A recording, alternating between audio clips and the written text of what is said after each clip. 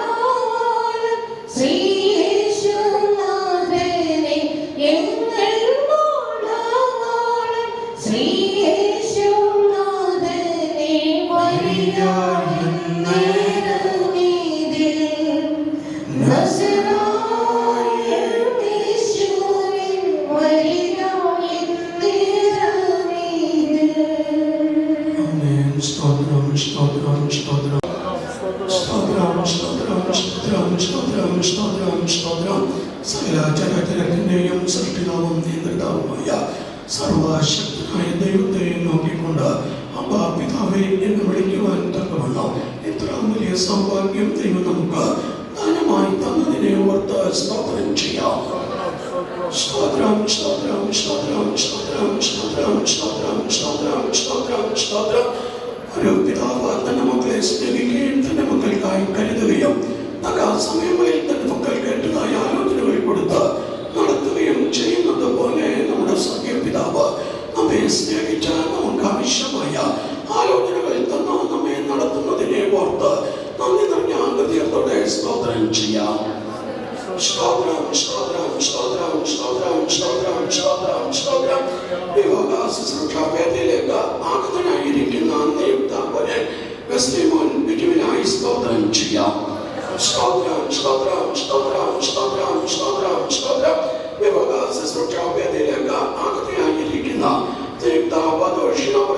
നൽകുന്നതിനായി സ്തോത്രം ചെയ്യാം. സ്തോത്രം, സ്തോത്രം, സ്തോത്രം, സ്തോത്രം, സ്തോത്രം. നമുക്ക് ഇരുവരുടെയും ജീവിതത്തിൽ കർത്താവായി ഇന്നുവരെയും നല്ലവനായി വിശ്വസ്തനായി കൂടെ ഇരുന്ന ശാരീരിക സൗഖ്യത്തോടെ ആരോഗ്യത്തോടെ ബലത്തോടെ കാത്തു സൂക്ഷിച്ച് പരിപാലിച്ച് ആവശ്യമായ നല്ല വിദ്യാഭ്യാസം നല്ല ജോലി ഒക്കെയും ധനമായി കൊടുത്തതിനായി സ്തോത്രം ചെയ്യാം. സ്തോത്രം, സ്തോത്രം, സ്തോത്രം, സ്തോത്രം, സ്തോത്രം, സ്തോത്രം. അതിനേക്കാൾ ഉപരിയായി കർത്താവായ യേശുക്രിസ്തുവിനെ രക്ഷിതാവായി സ്വീകരിക്കുവാൻ വചനാനുസൃതമായ ജലസ്നാനം സ്വീകരിക്കുവാൻ ആത്മാവിലും സത്യത്തിലും ദൈവത്തെ ആരാധിക്കുവാൻ ഒക്കെയും കർത്താവ് കൊടുത്ത കൃപകൾക്കായി സ്തോത്രം ചെയ്യാം. സ്തോത്രം, സ്തോത്രം, സ്തോത്രം, സ്തോത്രം, സ്തോത്രം. മനുഷ്യൻ ഏകനായിരിക്കുന്നത് നന്നല്ല, ഞാനവന് തക്കതായ തൊഴിലുണ്ടാക്കി കൊടുക്കും എന്ന ദൈവത്തിന് മാറ്റമില്ലാത്ത വചനത്തിന് ഒത്തവണ്ണം പ്രിയ കുഞ്ഞുങ്ങൾക്കായി കർത്താവ് ഈ വിഭാഗത്തെ മുന്നമേ കണ്ടിരുന്നു. കർത്താവ് തക്ക സമയത്ത് അത് വെളിപ്പെടുത്തി കഴിഞ്ഞ ദിവസം തിരു സാന്നിധ്യത്തിൽ അത് നിശ്ചയിച്ച് ഉറപ്പിക്കുവാൻ കർത്താവ് സഹായിച്ചതിനായി സ്തോത്രം ചെയ്യാം. സ്തോത്രം, സ്തോത്രം, സ്തോത്രം, സ്തോത്രം. എന്ന വിഭാഗ സദനത്തിലേക്ക് കർത്താവ് നമ്മെ കൊണ്ടുവന്നിരിക്കുന്നല്ലോ. ഈ വിഭാഗ ശുശ്രൂഷയെ കർത്താവ് അനുഗ്രഹിക്കണമേയായി സ്തോത്രം ചെയ്യാം. സ്തോത്രം, സ്തോത്രം, സ്തോത്രം, സ്തോത്രം. ഭൂമിയിൽ അക്ഷരികമായ ഒരു വിഭാഗ ശുശ്രൂഷ നടത്തപ്പെടുമ്പോൾ ആത്മീയമായിരിക്കുന്ന ഒരു വിഭാഗത്തെ കുറിച്ച് அதை ചിന്തിക്കുവാൻ ആത്മഗുണവാനായ കർത്താവ് മധ്യാകാശത്തിൽ തന്റെ കാന്തയായ തിരുസഭയ്ക്ക് വേണ്ടി വെളിപ്പെടുമ്പോൾ തന്റെ കാന്തയായി തന്റെ മണ്ണിൽ നടത്തപ്പെടുവാൻ തക്കവണ്ണം എല്ലാവരും യോഗ്യരും പ്രാപ്തരുമായി തീരുവാൻ ഈ ശുശ്രൂഷകൾ മുഖാന്തരമായി തീരണമേനായി സ്തോത്രം ചെയ്യാം. സ്തോത്രം, സ്തോത്രം, സ്തോത്രം, സ്തോത്രം. എല്ലാവരും ദൈവത്തിന്റെ നാമത്തെ മഹത്വപ്പെടുത്തേണ്ടതിനായി സ്തോത്രം ചെയ്യാം. സ്തോത്രം, സ്തോത്രം, സ്തോത്രം, സ്തോത്രം. ഞങ്ങളോടുള്ള അങ്ങയുടെ സ്നേഹവാത്സല്യങ്ങൾക്കായി സ്തോത്രം. ബ്രദർ ബസ്ലിയോടും സിസ്റ്റർ ഷിനോയോടും കർത്താവ് കാണിക്കുന്ന എല്ലാ കൃപയ്ക്കായി നന്മയ്ക്കായി സ്തോത്രം. കർത്താവ് അവരുടെ ഭൂമിയിലുമായ നാൾ മുതൽ അങ്ങയുടെ അനാദി സ്നേഹത്താൽ കർത്താവ് അവരെ പരിപാലിച്ച് അവരുടെ ആവശ്യങ്ങളെല്ലാം ദൈവം നൽകിയതിനാൽ സ്തോത്രം. കർത്താവെ അവരുടെ ശൈശവത്തിലും ബാല്യ കൗമാര യൗവനത്തിലെല്ലാം കർത്താവ് അവരെ നടത്തിയതിനാൽ സ്തുതിക്കുന്ന കർത്താവെ സ്തോത്രം. തുടർന്നും അവരുടെ ഭാവി ജീവിതത്തിന് കരുതിയവനായ ദൈവം ഇന്ന് ഈ വിശുദ്ധ വിവാഹ ശുശ്രൂഷയാൽ അവരെ കൂട്ടിയോജിപ്പിക്കുവാൻ നിങ്ങൾക്ക് പ്രസാദം തോന്നിയല്ലോ. ആലോചനയിൽ വലിയവനായ ദൈവം കർത്താവെ വിവാഹാലോചന ദൈവത്താൽ കൊണ്ടുവന്ന് കർത്താവെ സ്തോത്രം ദൈവഹിത പ്രകാരം വിവാഹം നിശ്ചയിച്ച് ഇന്ന് വിവാഹം നടത്തുവാൻ കർത്താവെ ശുശ്രൂഷ ഹാളിലേക്ക് അവരെ കൊണ്ടുവന്നതിനാൽ സ്തുതിക്കുന്ന കർത്താവെ ഇവിടെ അവരെ കൊണ്ടുവന്നവരുടെ മേലെ എല്ലാ അനുഗ്രഹങ്ങളും കർത്താവ് പകരേണ്ടതിനായി പ്രാർത്ഥിക്കുന്നു. എല്ലാ അനുഗ്രഹങ്ങളുടെയും ഉറവിടമായ ദൈവം എല്ലാ മഹിമയോടും തേജസ്സോടും ഞങ്ങളുടെ മധ്യം വന്നിരിക്കുന്നതിനാൽ സ്തോത്രം. അങ്ങയുടെ അനുഗ്രഹത്തിന്റെയും സ്നേഹത്തിന്റെയും കരം വിശുദ്ധമായ കരത്താൽ കർത്താവെ അവരെ കൂട്ടിയോജിപ്പിച്ച് ഒന്നാക്കേണ്ടതിനായി പ്രാർത്ഥിക്കുന്ന കർത്താവെ സ്തോത്രം. ഒരു പുതിയ ജീവിതം നയിക്കുവാൻ ആവശ്യമായ ആലോചനകളും കൃപകളും ദൈവം അവർക്ക് നൽകേണ്ടതിനായി പ്രാർത്ഥിക്കുന്ന കർത്താവെ സ്തോത്രം. അവിടുത്തെ അളവറ്റ കൃപ പകരണമേ കർത്താവെ. ശുശ്രൂഷയിൽ സന്നിഹിതരായിരിക്കുന്ന എല്ലാ പ്രിയപ്പെട്ടവർക്കായി സ്തോത്രം. ഈ വിശുദ്ധ വിവാഹത്തിന്റെ പിന്നിലുള്ളതായ ദൈവത്തിന്റെ അനാദി മർമ്മം ഗ്രഹിക്കുവാനും അതിന് തക്കവണ്ണം ഒരു ജീവിതം നയിക്കുവാനും ഞങ്ങളുടെ ആത്മമണവാളനായി വെളിപ്പെടുമ്പോൾ കർത്താവെ വിശുദ്ധിയിൽ പൂർണ്ണരായി അങ്ങയുടെ അനുമമണവാട്ടിയായി തീർന്ന് അങ്ങ് എതിരേൽക്കുവാൻ ഒരുക്കപ്പെടുവാനും ഈ ശുശ്രൂഷ സഹായകമാകട്ടെ. അതിനായി കർത്താവെ അങ്ങയുടെ അഭിഷിക്ത ശുശ്രൂഷകരെ കർത്താവിനെയും ശക്തീകരിച്ച് ശുശ്രൂഷകൾ നടത്തേണ്ടതിനായി പ്രാർത്ഥിക്കുന്നു. കൃപയുടെ കരങ്ങളിൽ ഏൽപ്പിക്കുന്നു. യേശു ക്രിസ്തുവിന്റെ നാമത്തിൽ പിതാവേ, ആമേൻ. കർത്താവ് പ്രാർത്ഥന കേട്ടതിനായി സ്തോത്രം ചെയ്യാം. സ്തോത്രം, സ്തോത്രം, സ്തോത്രം. എല്ലാവർക്കും ദൈവനാമത്തിന് മഹത്വം ഉണ്ടാകട്ടെ. ഈ വിവാഹ നിശ്ചയരേഖ ഇരു സഭകളിലും മുന്നമേ തന്നെ വായിച്ചിട്ടുള്ളതാണ് എന്ന് വിശ്വസിക്കുന്നു. എങ്കിലും ശുശ്രൂഷയുടെ ക്രമീകരണം എന്ന നിലയിൽ ഒരു പ്രാവശ്യം കൂടെ പൊതുസഭയുടെ അറിവിലേക്കായി വിവാഹ നിശ്ചയരേഖ വായിക്കുകയാണ്. കൊട്ടാരക്കര മിഷൻ സംബന്ധമായ കർമ്മേൽ ഹൗസിൽ ബ്രദർ ബിജുമോൻ തങ്കച്ചന്റെ മകൻ വെസ്ലി മോൻ ബിജുവോ, മാർത്താണ്ഡങ്കര ചർച്ച് ഓഫ് ഗോഡ് സംബന്ധമായ തക്കേതിൽ വീട്ടിൽ ബ്രദർ വർഗീസ് ജോൺകുട്ടിയുടെ മകൻ ഷീനോ വർഗീസും തമ്മിലുള്ള വിവാഹ ശുശ്രൂഷ. ഇന്ന് ഈ വിവാഹം ഇവിടെ വെച്ച് നടത്തി കൊടുക്കുന്നതിന് തടസ്സമായി നിയമപരമായി ന്യായമായി വേദപുസ്തക വചനാനുസൃതമായി ഏതെങ്കിലും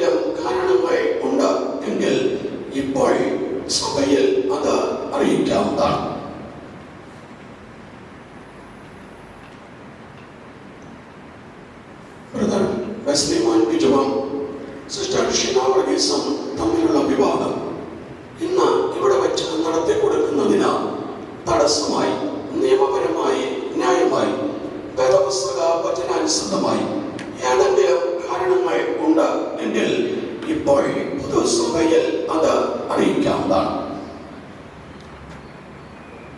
ഇപ്പോൾ എല്ലാവരും മൗനമായിരിക്കുന്നത് കൊണ്ട് ഇവർ തമ്മിൽ വിവാഹിതരായി തീരുന്നതിന് യാതൊരുവിധ തടസ്സങ്ങളും ഇല്ല എന്ന് അറിഞ്ഞുകൊള്ളുന്നു.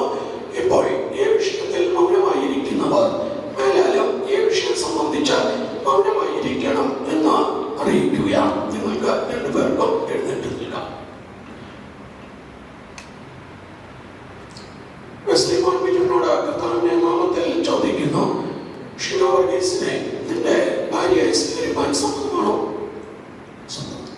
ഷിന വർഗീസിനോട് കർത്താവിന്റെ നാമത്തിൽ ചോദിക്കുന്നു, വെസ്ലിമാൻ ബിജുവിനെ നിന്റെ ഭർത്താവായി സ്വീകരിക്കാൻ സമ്മതമാണോ?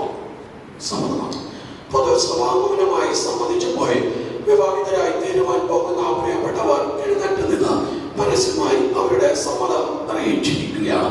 പൊതുസഭയുടെയും വിവാഹിതരായി തീരുവാൻ പോകുന്ന പ്രിയപ്പെട്ടവരുടെയും സമ്മതത്തോടും അനുവാദത്തോടും ശുശ്രൂഷയുടെ അടുത്ത ഘട്ടത്തിലേക്ക് പ്രവേശിക്കുന്നു. നമുക്ക് ലഭിച്ചിരിക്കുന്ന പാട്ടുകാരിൽ മൂന്നാമത്തെ പാട്ട് പാടാവുന്നതാണ്. മൂന്നാമത്തെ പാട്ട് നിങ്ങൾക്ക് രണ്ടുപേർ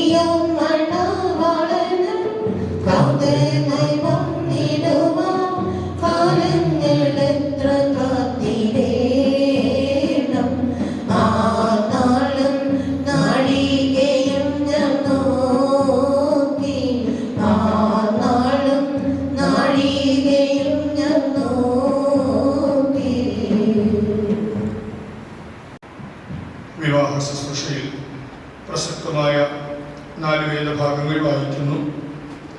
ആദ്യമായി ഉൽപ്പത്തി പുസ്തകം 2-ാം അധ്യായം 18 മുതൽ 24 വരെയുള്ളതായ വാക്യങ്ങൾ. അനന്തരം യഹോവയായ ദൈവം മനുഷ്യൻ ഏകനായിരിക്കുന്നത് നന്നല്ല, ഞാൻ അവന് തക്കതായ രത്തൂണം ഉണ്ടാക്കി കൊടുക്കുമെന്ന് അരുളി ചെയ്തു. യഹോവയായ ദൈവം ഭൂമിയിലെ സകല മൃഗങ്ങളെയും ആകാശത്തിലെ എല്ലാ പറവകളെയും നിലത്തിൽ നിന്ന് നിർമ്മിച്ചിട്ട് മനുഷ്യൻ അവയ്ക്ക് എന്ത് പേരിടുമെന്ന് കാണുവാൻ അവന്റെ മുൻപിൽ വരുത്തി. സകല ജീവജന്തുക്കൾക്കും മനുഷ്യരിട്ടത് അവയ്ക്ക് പേരായി. മനുഷ്യൻ എല്ലാ കന്നുകാലികൾക്കും ആകാശത്തിലെ പറവുകൾക്കും എല്ലാ കാട്ടുമൃഗങ്ങൾക്കും പേരിട്ടു. എങ്കിലും മനുഷ്യന് തക്കതായ രത്തൂണം കണ്ടുകിട്ടിയില്ല. ആകയാൽ യഹോവയായ ദൈവം മനുഷ്യന് ഒരു ഗാഠനിദ്ര വരുത്തി. അവൻ ഉറങ്ങിയപ്പോൾ അവന്റെ വാരിയെല്ലുകളിൽ ഒന്നിയെടുത്ത് അതിന് പകരം മാംസം പിടിപ്പിച്ചു. യഹോവയായ ദൈവം മനുഷ്യനിൽ നിന്ന് എടുത്ത വാരിയെല്ലിനെ ഒരു സ്ത്രീയാക്കി അവളെ മനുഷ്യന്റെ അടുക്കൽ കൊണ്ടുവന്നു. അപ്പോൾ മനുഷ്യൻ, ഇത് ഇപ്പോൾ എന്റെ അസ്ഥിയിൽ നിന്ന് അസ്ഥിയും എന്റെ മാംസത്തിൽ നിന്ന് മാംസവുമാകുന്നു. ഇവളെ നരനിൽ നിന്ന് എടുത്തിരിക്കിയാൽ ഇവൾക്ക് നാരി എന്ന് പേരാകും എന്ന് പറഞ്ഞു. അതുകൊണ്ട് പുരുഷൻ അപ്പനെയും അമ്മയെയും വിട്ടു പിരിഞ്ഞ് ഭാര്യയോട് പറ്റിച്ചേരും, അവർ ഏകദേഹമായി തീരും. അപ്പോസ്തലനായ പൗലോസ് എഫെസർക്ക് എഴുതിയ ലേഖനം 5-ാം അധ്യായം 22 മുതൽ 33 വരെയുള്ളതായ വാക്യങ്ങൾ. ഭാര്യമാരി കർത്താവിന് എന്ന പോലെ സ്വന്തം ഭർത്താക്കന്മാർക്ക് കീഴടങ്ങുകയും ക്രിസ്തു ശരീരത്തിന്റെ രക്ഷിതാവായി സഭയ്ക്ക് തലയാകുന്നത് പോലെ ഭർത്താവ് ഭാര്യയ്ക്ക് തലയാകുന്നു. എന്നാൽ സഭ ക്രിസ്തുവിന് കീഴടങ്ങിയിരിക്കുന്നത് പോലെ ഭാര്യമാരും ഭർത്താക്കന്മാർക്ക് സകലത്തിലും കീഴടങ്ങിയിരിക്കണം. ഭർത്താക്കന്മാരെ ക്രിസ്തുവും സഭയെ സ്നേഹിച്ചതുപോലെ നിങ്ങളുടെ ഭാര്യമാരെ സ്നേഹിക്കും. അവൻ അവളെ വചനത്തോടു കൂടിയ ജലസ്നാനത്താൽ വെളിപ്പാക്കി വിശദീകരിക്കേണ്ടതിനും കറാച്ചൊടുക്കം മുതലായത് ഒന്നുമില്ലാതെ സഭയെ ശുദ്ധയും നിഷ്കളങ്കയുമായി തനിക്ക് തന്നെ തേജസ്സോടെ മുൻനിർത്തേണ്ടതിനും തന്നെത്താൻ അവൾക്ക് വേണ്ടി ഏൽപ്പിച്ചു കൊടുത്തു. അതുകൊണ്ട് ഭർത്താക്കന്മാരും തങ്ങളുടെ ഭാര്യമാരെ സ്വന്തം ശരീരങ്ങളെ പോലെ സ്നേഹിക്കേണ്ടതാകുന്നു. ഭാര്യയെ സ്നേഹിക്കുന്നവൻ തന്നെത്താൻ സ്നേഹിക്കുന്നു. ആരും തന്റെ ജഡത്തെ ഒരു നാളും പകച്ചിട്ടില്ലല്ലോ. ക്രിസ്തുവും സഭയെ ചെയ്യുന്നത് പോലെ അതിനെ പോറ്റി പുലർത്തുകയത്രേ ചെയ്യുന്നത്. നാം അവന്റെ ശരീരത്തിന്റെ അവയവങ്ങളല്ലോ. അത് നിമിത്തം ഒരു മനുഷ്യൻ അപ്പനെയും അമ്മയെയും വിട്ട് ഭാര്യയോട് പറ്റിച്ചേരും, ഇരുവരും ഒരു ദേഹമായി തീരും. ഈ മർമ്മം വലിയത്. ഞാൻ ക്രിസ്തുവിനെയും സഭയും ഉദ്ദേശിച്ചത്രേ പറയുന്നത്. എന്നാൽ നിങ്ങളും അങ്ങനെ തന്നെ. ഓരോരുത്തൻ താൻ തന്റെ ഭാര്യയെ തന്നെ പോലെ തന്നെ സ്നേഹിക്കണം. ഭാര്യയോ ഭർത്താവിനെ ഭയപ്പെടേണ്ടതാകുന്നു. പത്രോസ് എഴുതിയ 1-ാം ലേഖനം 3-ാം അധ്യായം 1 മുതൽ 7 വരെ. ഭാര്യമാരെ നിങ്ങളുടെ ഭർത്താക്കന്മാർക്ക് കീഴടങ്ങിയിരിക്കും. അവരിൽ വല്ലവരും വചനമനുസരിക്കാത്ത പക്ഷം ഭയത്തോടുകൂടി നിങ്ങളുടെ നിർമ്മലമായ നടപ്പ് കണ്ടറിഞ്ഞ് വചനം കൂടാതെ ഭാര്യമാരുടെ നടപ്പിനാൽ ചേർന്ന് വരുവാൻ ഇടയാകും. നിങ്ങളുടെ അലങ്കാരം തലമുടി മിന്നുന്നതും പൊന്നണിയുന്നതും വസ്ത്രം ധരിക്കുന്നതും ഇങ്ങനെ പുറമേയുള്ളതല്ല, സൗമ്യതയും സാധാരണയുള്ള മനസ്സ് എന്ന അക്ഷയഭൂഷണമായ ഹൃദയത്തിന്റെ ഗൂഢമനുഷ്യൻ തന്നെ ആയിരിക്കണം. അത് ദൈവസന്നിധിയിൽ വിലയേറിയതാകുന്നു. ഇങ്ങനെയല്ലോ പണ്ട് ദൈവത്തിൽ പ്രത്യാശ വെച്ചിരുന്ന വിശുദ്ധ സ്ത്രീകൾ തങ്ങളെ തന്നെ അലങ്കരിച്ച് ഭർത്താക്കന്മാർക്ക് കീഴടങ്ങിയിരുന്നത്. അങ്ങനെ സാറ അബ്രഹാമിനെ യജമാനൻ എന്ന് വിളിച്ച് അനുസരിച്ചിരുന്നു. നന്മ ചെയ്ത് യാതൊരു ഭീഷണിയും പേടിക്കാതിരുന്നാൽ നിങ്ങൾ അവളുടെ മക്കളായി തീർന്നു. അങ്ങനെ തന്നെ ഭർത്താക്കന്മാരെ നിങ്ങളുടെ പ്രാർത്ഥനയ്ക്ക് മുടക്കം വരാതിരിക്കേണ്ടതിന് വിവേകത്തോടെ ഭാര്യമാരോട് കൂടി വസിച്ച് സ്ത്രീജനം ബലഹീന പാത്രമെന്നും അവർ ജീവന്റെ കൃപയ്ക്ക് കൂട്ടവകാശികളെന്നും ഓർത്ത് അവർക്ക് ബഹുമാനം കൊടുക്കും. ഒടുവിലായി വെളിപ്പാട് പുസ്തകം 19-ാം അധ്യായം 7 മുതൽ 9 വരെ. നാം സന്തോഷിച്ച് ഉല്ലസിച്ച് അവന് മഹത്വം കൊടുക്കുക. കുഞ്ഞാടിന്റെ കല്യാണം വന്നുവല്ലോ, അവന്റെ കാന്തയും തന്നെത്താൻ ഒരുക്കിയിരിക്കുന്നു. അവൾക്ക് ശുദ്ധവും ശുഭ്രവുമായ വിശേഷ വസ്ത്രം ധരിപ്പാൻ കൃപ ലഭിച്ചിരിക്കുന്നു. ആ വിശേഷ വസ്ത്രം വിശുദ്ധന്മാരുടെ നീതി പ്രവർത്തികൾ തന്നെ. പിന്നെ അവൻ എന്നോട്, കുഞ്ഞാടിന്റെ കല്യാണ സന്ധ്യയ്ക്ക് ക്ഷണിക്കപ്പെട്ടവർ ഭാഗ്യവാന്മാർ എന്ന് എഴുതുക എന്ന് പറഞ്ഞു. ഇത് ദൈവത്തിന്റെ സത്യവചനമെന്നും എന്നോട് പറഞ്ഞു.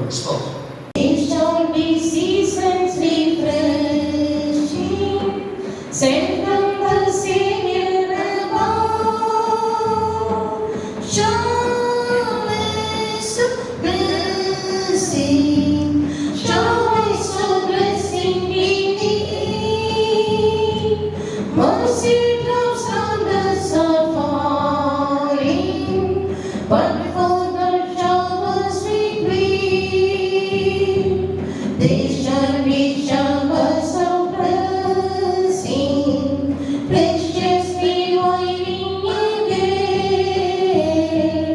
over the hills and the valleys, sound of abundance of rain, showers of blessing, showers of blessing indeed. Mercy drops on us are falling, but for the showers we plead.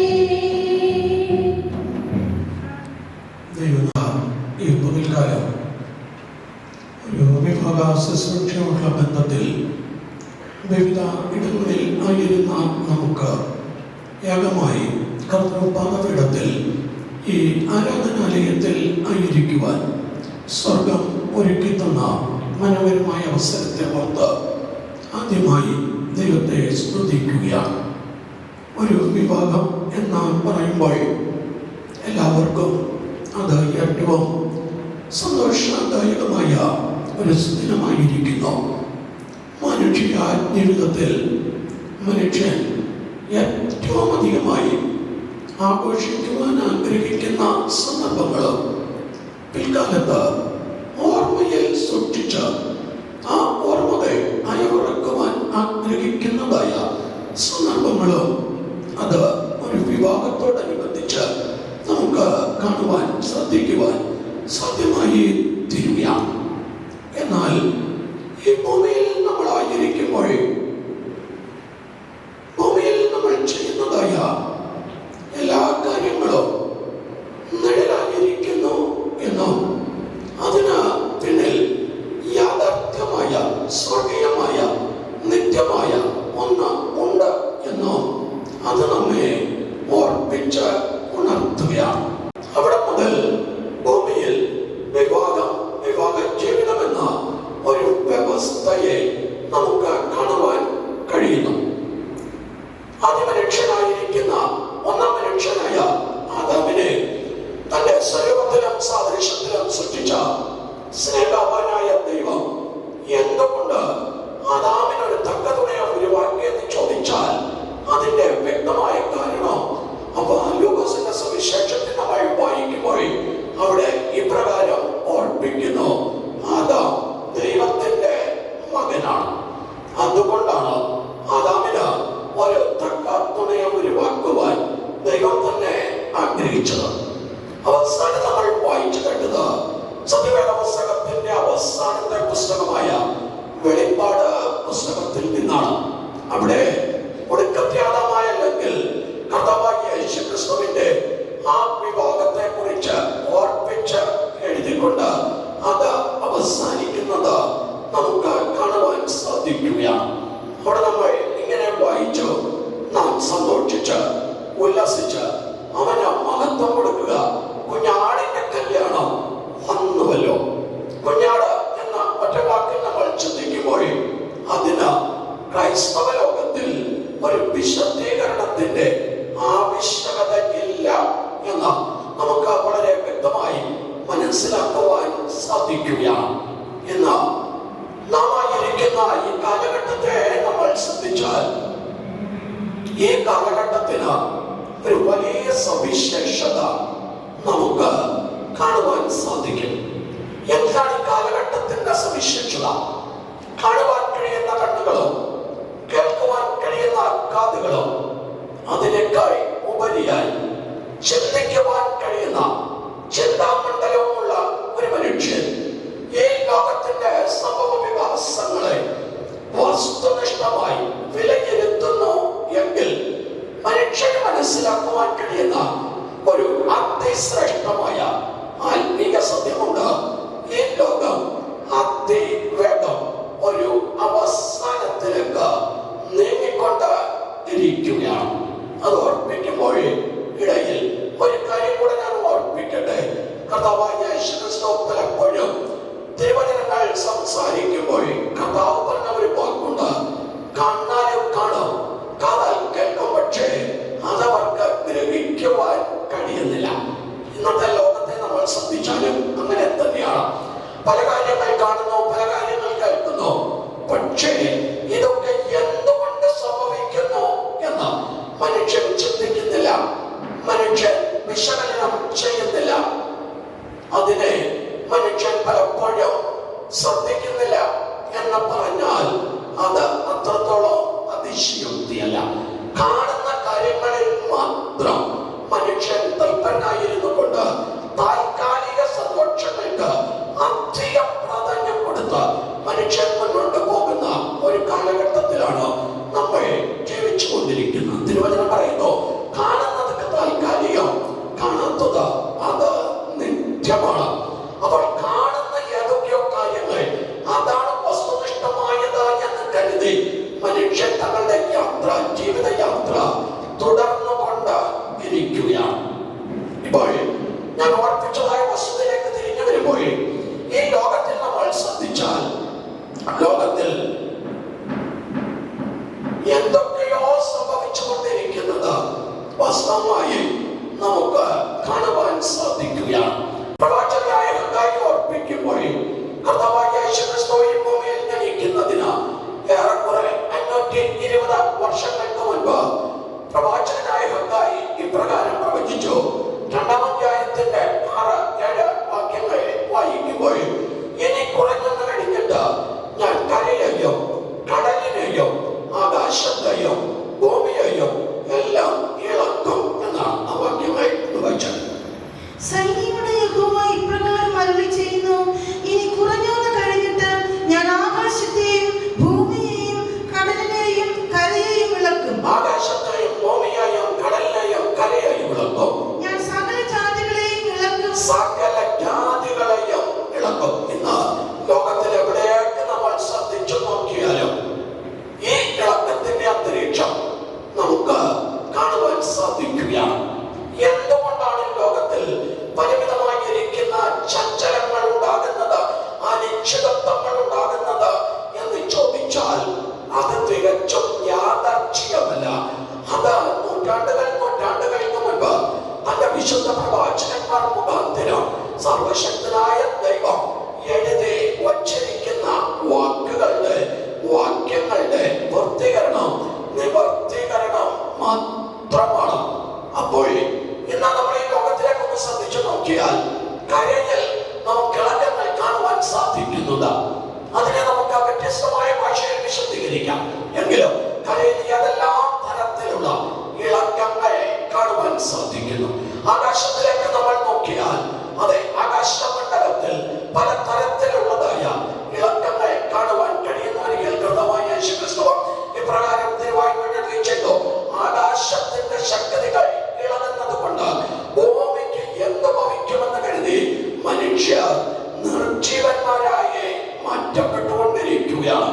കരയിൽ ഇളക്കങ്ങളെ കാണുന്നു, ആകാശത്തിൽ ഇളക്കങ്ങൾ കാണുന്നു, സാമ്പത്തിക മണ്ഡലങ്ങളിൽ നമുക്ക് ചിന്തിക്കുവാൻ കഴിയാത്ത ഇളക്കങ്ങൾ സംഭവിച്ചുകൊണ്ടിരിക്കുകയാണ്. ഈ അടുത്ത സമയത്ത് ഞാൻ പലപ്പോഴും പല ശുശ്രൂഷാ വേദികളിൽ ഓർപ്പിച്ചു നിർത്തിയിട്ടുള്ള ഒരു വസ്തുതയാണ്, നമ്മുടെ ഭാരതത്തിൽ 71% ക്രയവിക്രയങ്ങൾ മാത്രമാണ് നോട്ടുകൾ അല്ലെങ്കിൽ കറൻസി ഉപയോഗിച്ച് നടക്കുന്നത്. അപ്പോൾ പ്രസിദ്ധമായ ചോദ്യം ഉണ്ടാകാം, ബാക്കി 29% ക്രയവിക്രയങ്ങൾ എങ്ങനെയായിരിക്കും നടന്നുകൊണ്ടിരിക്കുന്നത്? അത് ഏതൊക്കെ ഡിജിറ്റലൈസേഷൻ സംവിധാനങ്ങളിലൂടെ അത് നടന്നുകൊണ്ടിരിക്കുകയാണ്.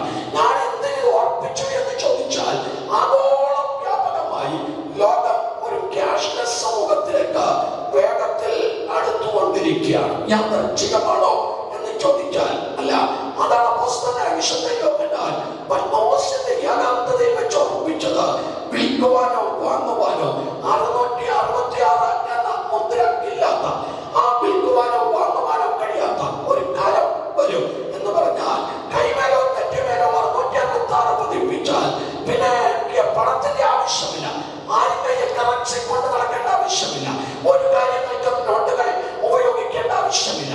ലോകം അതിവേഗത്തിൽ ഒരു ക്യാഷ്ലെസ് സമൂഹത്തിലേക്ക് പോയിക്കൊണ്ടിരിക്കുകയാണ്. ഇന്ന് തന്നെ നമ്മൾ ചിന്തിച്ചാൽ ക്രെഡിറ്റ് കാർഡ്, ഡെബിറ്റ് കാർഡ് എന്നൊക്കെ പറഞ്ഞ ഏതെല്ലാം തരത്തിലുള്ള കാർഡുകൾ ഉപയോഗിച്ച് നമ്മൾ ബിസിനസ് നടത്തുന്നു. ചിലപ്പോൾ ഞാൻ യാത്ര ചെയ്ത് പോകുന്ന വഴിയിൽ വഴിവക്കിൽ ഒരു ചെറിയ കച്ചവടം ചെയ്യുന്ന ഒരു വ്യക്തിയുണ്ട്.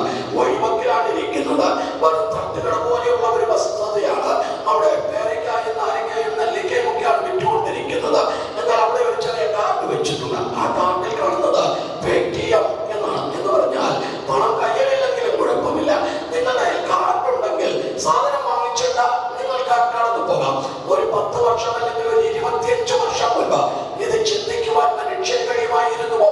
ഇല്ല, അതൊരിക്കലും സാധിക്കുമായിരുന്നില്ല. എന്നാൽ ഇന്ന് നമ്മൾ അങ്ങനെ ഒരു സമൂഹത്തിലെത്തിയിരിക്കുകയാണ്.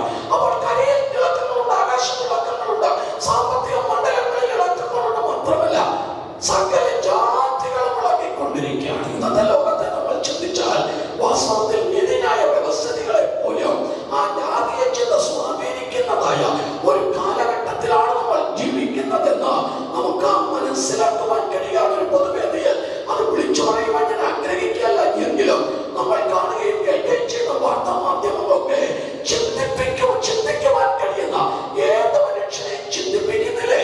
ഇന്ന് ലോകം ജാതീയമായി ഇളകിക്കൊണ്ട് ഇരിക്കുകയാണ്. എന്താണ് ലോകത്തിൽ സംഭവിക്കുന്നത്? ഒരു വലിയ ഇളക്കം സംഭവിക്കാൻ എന്താണ് ഈ ഇളക്കത്തിന്റെ കാരണമെന്ന് ചോദിച്ചാൽ അതാണ് ഞാൻ ഓർമ്മിക്കുവാൻ ആഗ്രഹിച്ച വസ്തുത.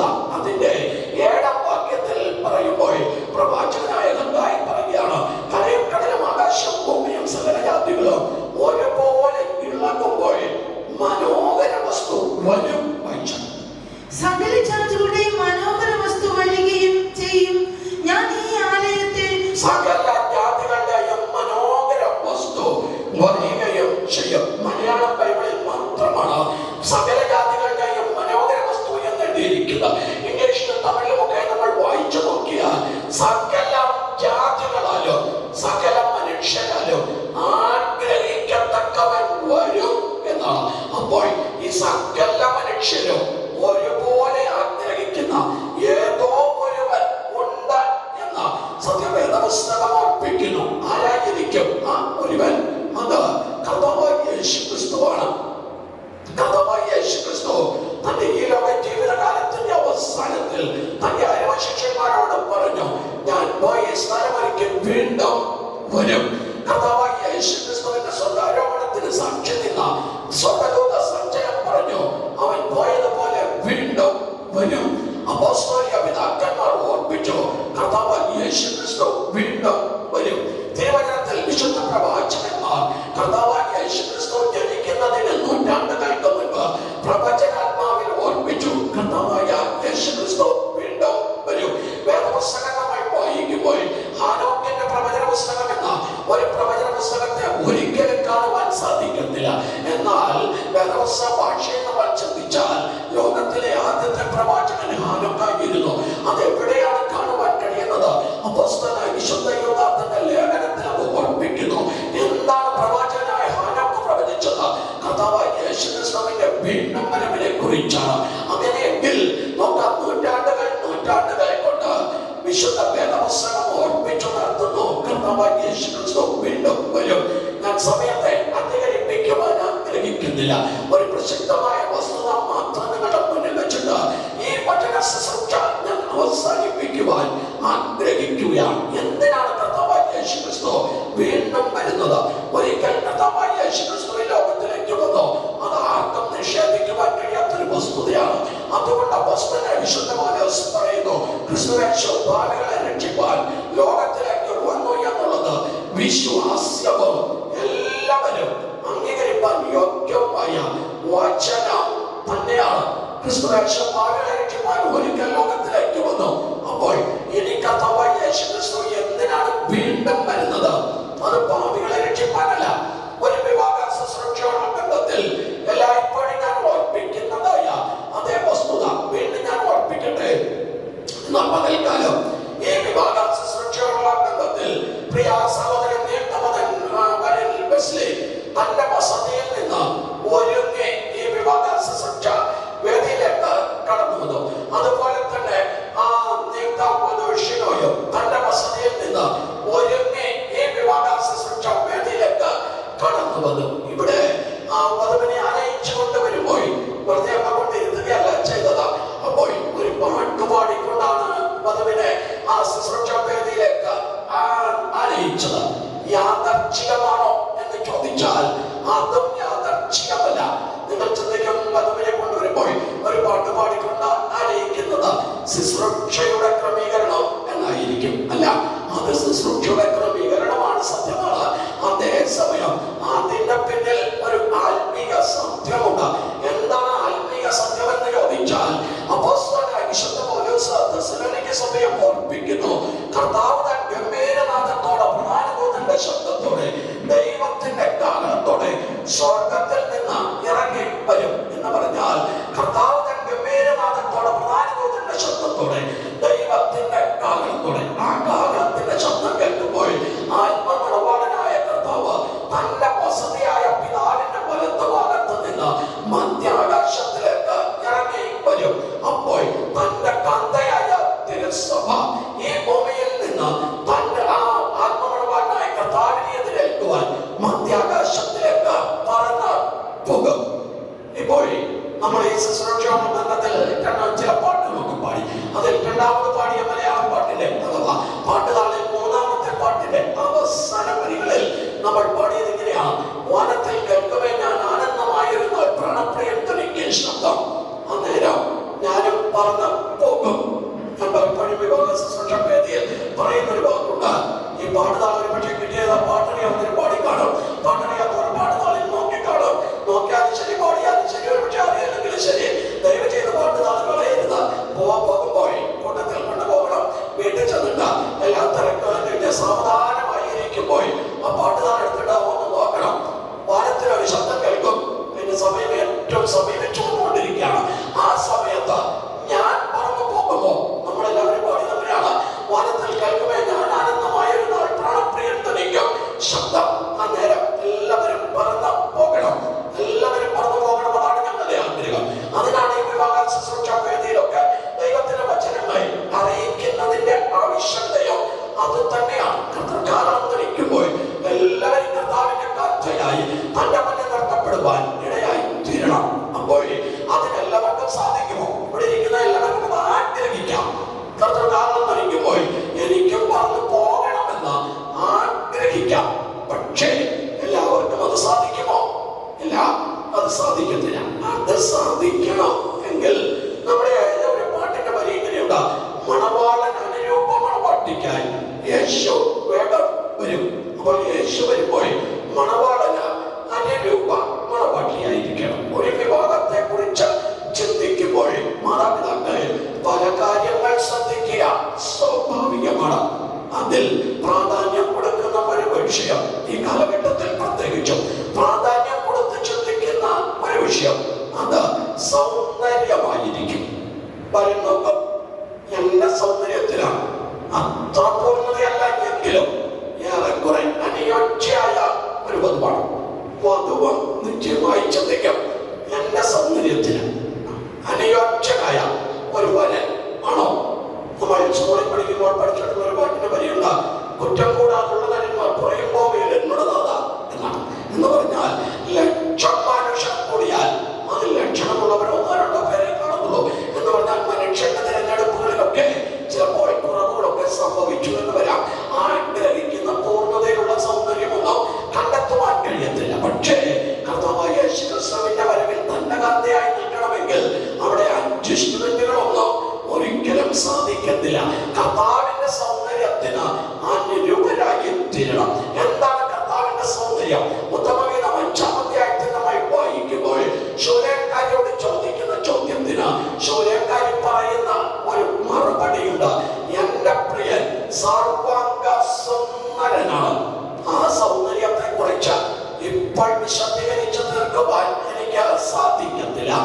എന്നെങ്കിലും അതിൽ ഒരു വിഷയം മാത്രം ഞാൻ പറയട്ടെ. ആ സൗന്ദര്യം എന്ന് പറയുമ്പോൾ അവിടെ 5-ാമത്തെ ആയത്തിന്റെ 10-ാം വാക്യത്തിൽ വായിക്കുമ്പോൾ അവൻ വെണ്മയും ചുവപ്പും ഉള്ളവനാണ്. അങ്ങനെയെങ്കിൽ വെണ്മയുള്ള കാന്തന, ചുവപ്പുള്ള വെണ്മയും ചുവപ്പുമുള്ള ആത്മമണവാളനായ കർത്താവിന് കാന്തയായി തീരുവാൻ കഴിയണമെങ്കിൽ നമ്മൾ എല്ലാവരും വെണ്മയും ചുവപ്പും ഉള്ളവർ ആയിരിക്കണം. അപ്പോൾ ഇപ്പോൾ ഇവിടെ ഇരിക്കുന്ന പലർക്കും വളരെ സന്തോഷമായി. കാരണം എന്താണെന്ന് ചോദിച്ചാൽ അല്പം വേറൊക്കെ ഉണ്ടെങ്കിലും ഏതൊക്കെ മാർഗങ്ങളൊക്കെ ഉപയോഗിച്ചിട്ട് അല്പം വെളുപ്പായിട്ട് കാണത്തക്ക നിലയിൽ മറ്റുള്ളവർക്ക് മുന്നിലേക്ക് പോകാനാണ് ആഗ്രഹിക്കുന്നത്. നല്ലതാണ്, പക്ഷെ വഞ്ചിക്കപ്പെട്ടു പോകരുത്. കഴിഞ്ഞ ദിവസം ഞാൻ പത്രത്തിൽ വായിച്ചൊരു വാർത്തയുണ്ട്. ഒരു ഭവനത്തിലുള്ള പല വ്യക്തികൾക്ക് ഒരേ അസുഖം, എല്ലാവരും കിഡ്നി പേഷ്യൻസ് ആണ്. ഒരു ഭവനത്തിലുള്ള എല്ലാവർക്കും ഒരേ അസുഖം, എല്ലാവർക്കും കിട്ടിയിട്ടുള്ളതാണ്. അപ്പോൾ ഒരേ ഡോക്ടറാണ് ചികിത്സിക്കുന്നത്. അപ്പോൾ ഡോക്ടർമാർ സംശയം, എന്താ ഒരു വീട്ടിലുള്ളവർക്ക് എല്ലാവർക്കും ഇങ്ങനെ സംഭവിക്കുന്ന? അപ്പോൾ ഡോക്ടറോട് ചോദിക്കാൻ തുടങ്ങി, നിങ്ങൾ എല്ലാവരും ഉപയോഗിക്കുന്ന ഏതെങ്കിലും പൊതുവായി ഉപയോഗിക്കുന്ന ഏതെങ്കിലും വസ്തുതകളുണ്ടോ? അവസാനം ചോദിച്ചു വന്നപ്പോൾ അവർ പറഞ്ഞു, ഞങ്ങൾ ഒരു പ്രത്യേകതര സൗന്ദര്യവർദ്ധക വസ്തു ഉപയോഗിക്കണം, അതെല്ലാവരും ഉപയോഗിക്കണം. തൊലി പുറത്താണ് തേക്കുന്നത്, പക്ഷേ അത് തൊലിയിലൂടെ ഉള്ളിൽ ചെന്നിട്ട് രക്തമലിനമായി അവസാനം കിഡ്നി ട്രബിളായി തീർന്നു എന്ന് താൻ തന്നെ പത്രത്തിൽ എഴുതി മാതൃഭൂമിയിലായിരുന്നു എന്ന് തോന്നുന്നു. അപ്പോൾ ഇന്നത്തെ മനുഷ്യന്റെ അവസ്ഥ കണ്ടാൽ സൗന്ദര്യം വരുത്താൻ ആഗ്രഹിച്ച് അവസാനം കയ്യിലുള്ള പണവും പോയി ആരോഗ്യം നഷ്ടപ്പെട്ട് ഗതികേടിൽ എത്തിച്ചേരുകയാണ്. അങ്ങനത്തെ സൗന്ദര്യമല്ല അവിടെ ഓർപ്പിക്കുന്നത്. ആത്മമണവാളനായ കർത്താവ് വെണ്മയും ചുവപ്പുമുള്ളവനാണ്. അങ്ങനെയെങ്കിൽ തന്റെ കാന്ത എങ്ങനെയായിരിക്കണം? കാന്തയും വെണ്മയും ചുവപ്പുള്ളവരായിരിക്കണം. എന്താണ് ഈ വെണ്മ എന്ന് ചോദിച്ചാൽ എല്ലാവർക്കും അറിയാം, വെണ്മ അത് വിശുദ്ധിയുടെ നിറമാണ്. അതുകൊണ്ടാണ് ഞങ്ങൾ നടത്തുമ്പോൾ വരനും വധുവും ശുഭ്രവസ്ത്രധാരികളായിരിക്കണമെന്ന് വളരെ കർശനമായി ഓർപ്പിക്കുന്നു. ഇപ്പൊ നിങ്ങളുടെ വസ്ത്രത്തിലാകുന്ന ഒരു പുള്ളിയോ അല്ലെങ്കിൽ ഒരു ഡിസൈൻ ഉള്ളതുകൊണ്ട് ഞങ്ങൾക്ക് മറ്റു പ്രയാസമൊന്നും കൊണ്ടല്ല. വരൻ കർത്താവായ യേശുക്രിസ്തുവിനും വധു കർത്താവായ യേശുക്രിസ്തുവിന്റെ കാന്തയ്ക്കും സാദൃശ്യമായിരിക്കുന്നു എങ്കിൽ നിശ്ചയമായും വെണ്മ, ആ വിശുദ്ധിയുടെ സാദൃശ്യമായ വെണ്മ ഉണ്ടായിരിക്കണം. അതുകൊണ്ടാണ് ഞങ്ങൾ വെണ്മസ്ത്രത്തിന് വളരെ പ്രാധാന്യം കൊടുക്കുന്നത്. ദൈവത്തിന്റെ തിരുവചനം അത് ഓർപ്പിക്കുന്നു. നിന്റെ തലയിൽ എണ്ണ കുറയാതിരിക്കട്ടെ, നിന്റെ വസ്ത്രമെല്ലായ്പ്പോഴും വെണ്മയായിരിക്കട്ടെ. അവിടെ വസ്ത്രം എന്ന് പറയുമ്പോൾ അക്ഷരീയ വസ്ത്രത്തെ കുറിച്ച് മാത്രമല്ല, അക്ഷരീയ വസ്ത്രവും ദൈവത്തിന്റെ അക്ഷരീയ വസ്ത്രവും വെണ്മ തന്നെ ആയിരിക്കണം. അത് ആരാധനയ്ക്ക് വരുമ്പോഴും വിവാഹത്തിന് പോയാലും ഉറപ്പിന് പോയാലും എവിടെ പോയാലും വെണ്മ തന്നെ ഇരിക്കണം. അതേസമയം ആ വസ്ത്രം എന്ന് പറയുന്നത് ജീവിത വസ്ത്രത്തെ കുറിച്ചാണ് ഓർപ്പിക്കുന്നത്. നമ്മുടെ ജീവിത വസ്ത്രം വെണ്മയായിരിക്കണം. അപ്പോൾ ഈ വെണ്മയെന്ന് ഓർപ്പിക്കുന്നത് അത് വിശുദ്ധിയെ സൂചിപ്പിക്കുന്നതാണ്. കർത്താവായ യേശുക്രിസ്തു വിശുദ്ധനാണ്. അതുകൊണ്ട് കർത്താവ് പറയുന്നു, ഞാൻ വിശുദ്ധനായിരിക്കും പോലെ നിങ്ങളും വിശുദ്ധരായിരിക്കണം. ഭൂമിയിൽ ജനിച്ച ഒരു മനുഷ്യനും വിശുദ്ധനായി ജനിച്ചിട്ടില്ല എന്ന് യോബിന്റെ പുസ്തകം 4-ാം അധ്യായത്തിന്റെ 4-ാം വാക്യത്തിൽ നമുക്ക് കാണുവാൻ കഴിയുന്നു. അശുദ്ധനിൽ നിന്ന് ജനിച്ച വിശുദ്ധനുണ്ടോ? ആ ചോദ്യം ചോദിക്കുമ്പോൾ മനസ്സിലാക്കണം, ആരാണ് അശുദ്ധൻ? ഒന്നാം മനുഷ്യനായ ആദാം പാപം ചെയ്തപ്പോൾ അശുദ്ധനായി തീർന്നു.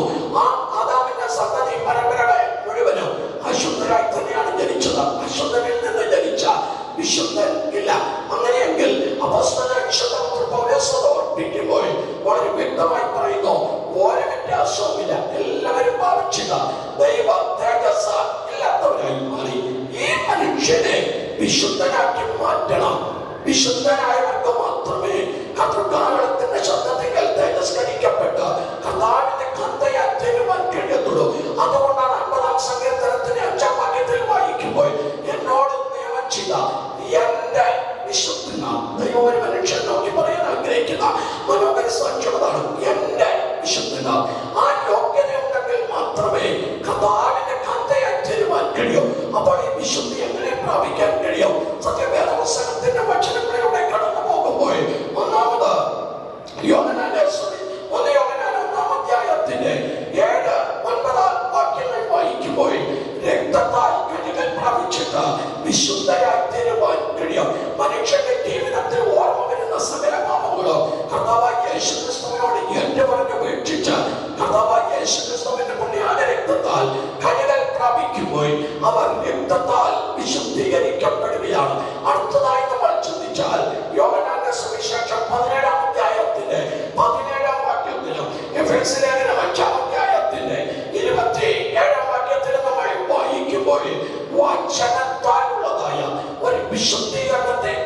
സാധിക്കും. വചനത്താലുള്ള വിശുദ്ധീകരണം എന്ന് ഓർപ്പിക്കുമ്പോൾ അത് വ്യക്തമായ രണ്ട് കാര്യം ഓർപ്പിക്കുന്നു. എഫേസ്യ ലേഖനം 5-ാം വാക്യത്തിൽ വായിക്കുമ്പോൾ ആ വചനത്താലുള്ള വിശുദ്ധീകരണം എന്ന് പറയുമ്പോൾ അത് ജലസ്നാന സത്യത്തെയാണ് സൂചിപ്പിക്കുന്നത്.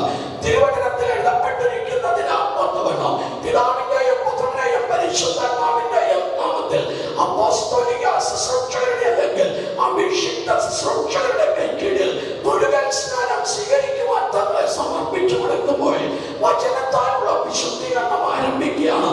എന്നാൽ നമ്മുടെ ജീവിതത്തിൽ ദൈവം നമുക്ക് വെളിപ്പെടുത്തി തരുന്നതായ ഓരോ വചനങ്ങളും നമ്മൾ അനുസരിക്കുമ്പോൾ നമ്മൾ കർത്താവിനെ പോലെ വിശുദ്ധിയിൽ വളർന്നുകൊണ്ട് ഇരിക്കുകയാണ്. അതുകൊണ്ടാണ് ആവർത്തന പുസ്തകം 21-ാം അധ്യായത്തിന്റെ അവസാന വാക്യത്തിൽ മലയാളത്തിൽ 28-ാം വാക്യം, മറ്റു ഭാഷാന്തരങ്ങളിൽ 29-ാം വാക്യം അവിടെ എഴുതിയിരിക്കുന്നത് ഈ സകല കൽപ്പനകളും അനുസരിച്ച് ജീവിക്കണം. ഇനി അടുത്തതായി നമ്മൾ ചിന്തിക്കുമ്പോൾ റോമാലേഖനം 15-ാം അധ്യായത്തിന്റെ 15-ാം വാക്യത്തിൽ നമ്മൾ വായിക്കുമ്പോൾ ജാതികളിൽ നിന്ന് ഒരുപാട് പരിശുദ്ധാത്മാവിനാൽ വിശുദ്ധീകരിക്കപ്പെട്ട ദൈവത്തിന് പ്രസാദമുള്ള യാഗമായി തീരുകയാണ്. വിശുദ്ധാത്മാവിനാൽ ഒരു വിശുദ്ധീകരണമുണ്ട്. ഈ വിശുദ്ധീകരണം പ്രാപിച്ച വ്യക്തികളെയാണ് കർത്താവിന്റെ കാന്തയായി തീരുവാൻ ഇടയായി തീരുന്നത്. നമ്മുടെ കർത്താവ് വിശുദ്ധനായിരിക്കും പോലെ നാം ഈ ലോകത്തിൽ വിശുദ്ധരായി ജീവിക്കണം. അടുത്തത് അവന്റെ ചുവപ്പാണ്. ചുവപ്പിനെ കുറിച്ച് വിശദീകരിക്കുവാൻ ഇപ്പോൾ സമയമില്ല. എങ്കിലും ഞാൻ വേഗത്തിൽ ഒരു വാക്ക് പറഞ്ഞ് അവസാനിപ്പിക്കട്ടെ. ഈ ചുവപ്പ് ഗെത്സമനത്തോട്ടത്തിൽ കർത്താവായ യേശുക്രിസ്തുവിന്റെ ആത്മഭാരത്തോടു കൂടിയ പ്രാർത്ഥനയ്ക്ക് സദൃശ്യമാണ്. കർത്താവ് തന്റെ ശിഷ്യന്മാരോട് പറഞ്ഞു, സംഭവിക്കാനുള്ള എല്ലാവற்றிൽ നിന്നും ഒഴിഞ്ഞ് മനുഷ്യപുത്രന്റെ മുൻപിൽ പ്രാപ്തരായി തീരേണ്ടതിന് സദാകാലവും ഉണർന്നു പ്രാർത്ഥിച്ചു കൊണ്ടിരിക്കണം. നമ്മുടെ ജീവിതത്തിൽ ആ പ്രാർത്ഥനാ ജീവിതം, ആത്മഭാരത്തോട് കൂടിയ പ്രാർത്ഥനാ ജീവിതം, കഷ്ടതയ്ക്ക് വേണ്ടിയുള്ള ആ സമർപ്പണം, ഇതെല്ലാം ഉണ്ടായി വരുമ്പോൾ വാസ്തവമായി കർത്താവായ യേശുക്രിസ്തുവിന്റെ ആ ചുവപ്പ് നമ്മുടെ ജീവിതത്തിൽ അതെ കാണുവാൻ സാധ്യമായി തീരുകയാണ്. യേശു വരാറായി എന്ന പകൽക്കാലം ഈ വിവാഹ ശുശ്രൂഷയിൽ പങ്കെടുക്കുന്ന എല്ലാ പ്രിയപ്പെട്ടവരും കർത്തൃകാരണത്തിന്റെ ശബ്ദത്തിങ്കൽ തേജസ്കരിക്കപ്പെട്ട് ഈ വചനങ്ങളാൽ കർത്താവിന്റെ വെട്ടയും ചുവപ്പും പ്രാപിച്ചവരായി, കർത്താവിന്റെ വിശുദ്ധി ഖനിരവരായി, കർത്താവിന്റെ പോലെ നിൽക്കുവാൻ പ്രാപ്തനും യോഗ്യരുമായി തീരട്ടെ എന്ന് പ്രാർത്ഥിച്ചുകൊണ്ട് ഞാൻ വാക്കുകളെ അവസാനിപ്പിക്കുന്നു.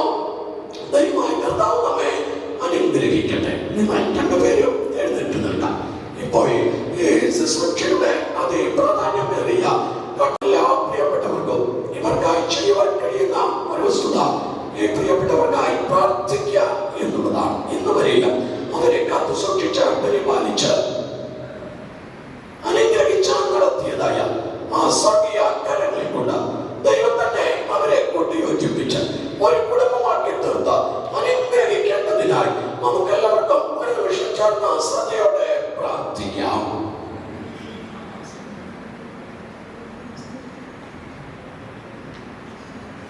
ഹല്ലേലൂയ.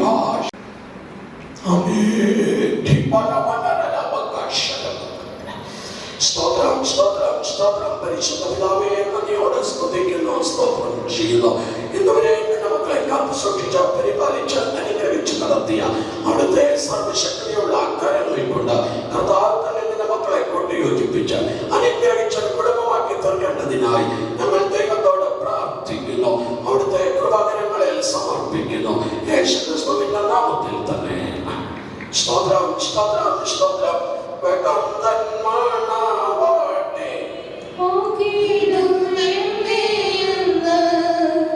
നീ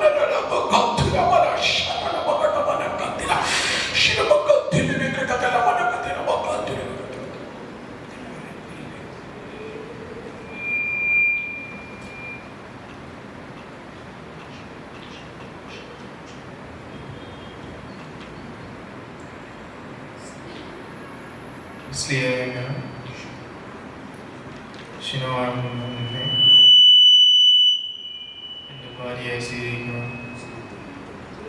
സുഖത്തിലും ദുഃഖത്തിലും സമ്പത്തിലും ദാരിദ്ര്യത്തിലും ഉയർച്ചയിലും താഴ്ചയിലും ബലത്തിലും ബലഹീനതയിലും ദൈവം നമ്മെ നടത്തുന്ന ഏതവസ്ഥയിലും ഞാൻ നിന്നോട് മാത്രം ചോദിക്കുന്നു, എന്നെ സ്നേഹിച്ച് ശുശ്രൂഷിച്ച് ബഹുമാനിച്ച് നിനക്ക് ചെയ്യേണ്ടതായ എല്ലാ കടപ്പാടുകളും നന്നായി ചെയ്തുകൊള്ളാമെന്നും മരണത്താലല്ലാതെ നാം തമ്മിൽ വേർപിരികയില്ല എന്നും പിതാവിൻ്റെയും പുത്രൻ്റെയും പരിശുദ്ധാത്മാവിൻ്റെയും നാമത്തിൽ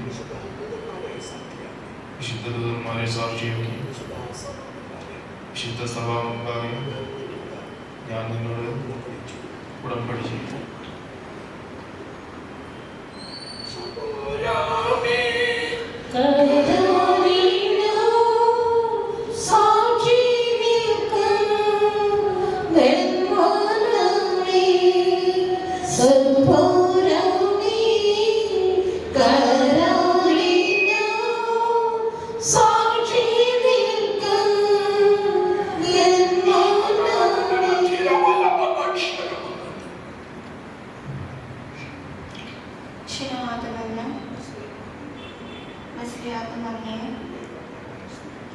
എൻ്റെ ഭർത്താവായി സ്വീകരിച്ചു.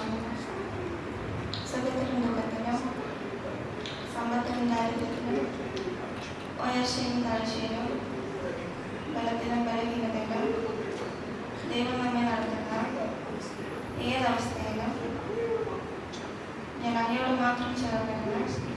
അങ്ങയെ സ്നേഹിച്ചു, ശുശ്രൂഷിച്ചു, ബഹുമാനിച്ചു, അനുസരിച്ച് കീഴ്പ്പെട്ട് അങ്ങേക്ക് ചെയ്യേണ്ടതായ എല്ലാ കടപ്പാടുകളും നന്നായി ചെയ്തുകൊള്ളാമെന്നും മരണത്താലല്ലാതെ നാം തമ്മിൽ വേർപിരികയില്ല എന്നും പിതാവിൻ്റെയും പുത്രൻ്റെയും പരിശുദ്ധാത്മാവിൻ്റെയും നാമത്തിൽ ശുദ്ധമായ സാക്ഷിയാക്കി വിശുദ്ധ സഭ മുൻപാകെ ഞാൻ അങ്ങയോട് ഉടമ്പടി ചെയ്യുന്നു.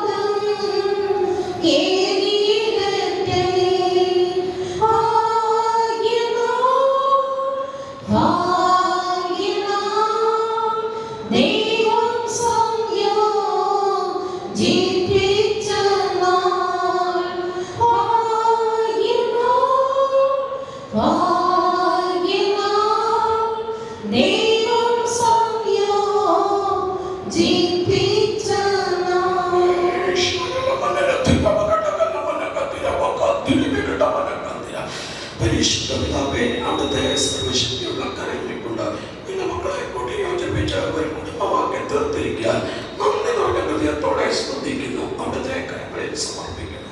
യേശുക്രിസ്തുവിന്റെ നാമത്തിൽ തന്നെ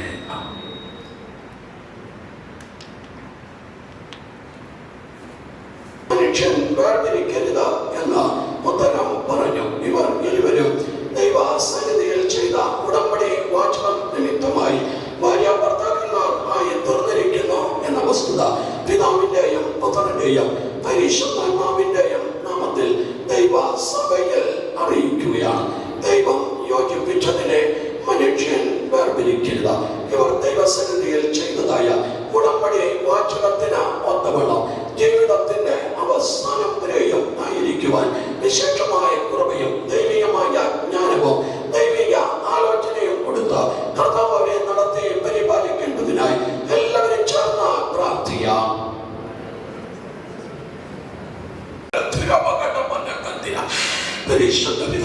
നന്ദി നിറഞ്ഞ ഹൃദയത്തോടെ വീണ്ടും സ്തുതിക്കുന്നു.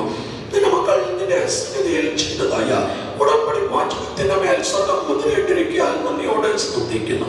ആ ഉടമ്പടി വാചകത്തിന് വന്നവണ്ണം ജീവിതത്തിന്റെ അവസാനം വരെയും ആയിരിക്കുവാൻ തക്കവണ്ണം കർത്താവ് വിശിഷ്ടമായ കൃപ കൊടുക്കണമേ, വിശിഷ്ട ജ്ഞാനം കൊടുക്കണമേ. ദൈവ ആലോചന കൊടുത്തവരെ നടത്തേണ്ടതിനായി പ്രാർത്ഥിക്കുന്നു, തൃക്കരങ്ങളിൽ സമർപ്പിക്കുന്നു. യേശുക്രിസ്തുവിന്റെ നാമത്തിൽ തന്നെ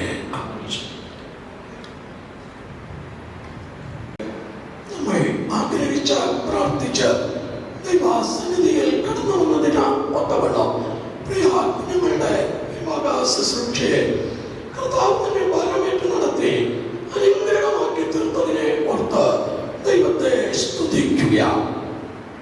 ഒരു കുടുംബ ജീവിതം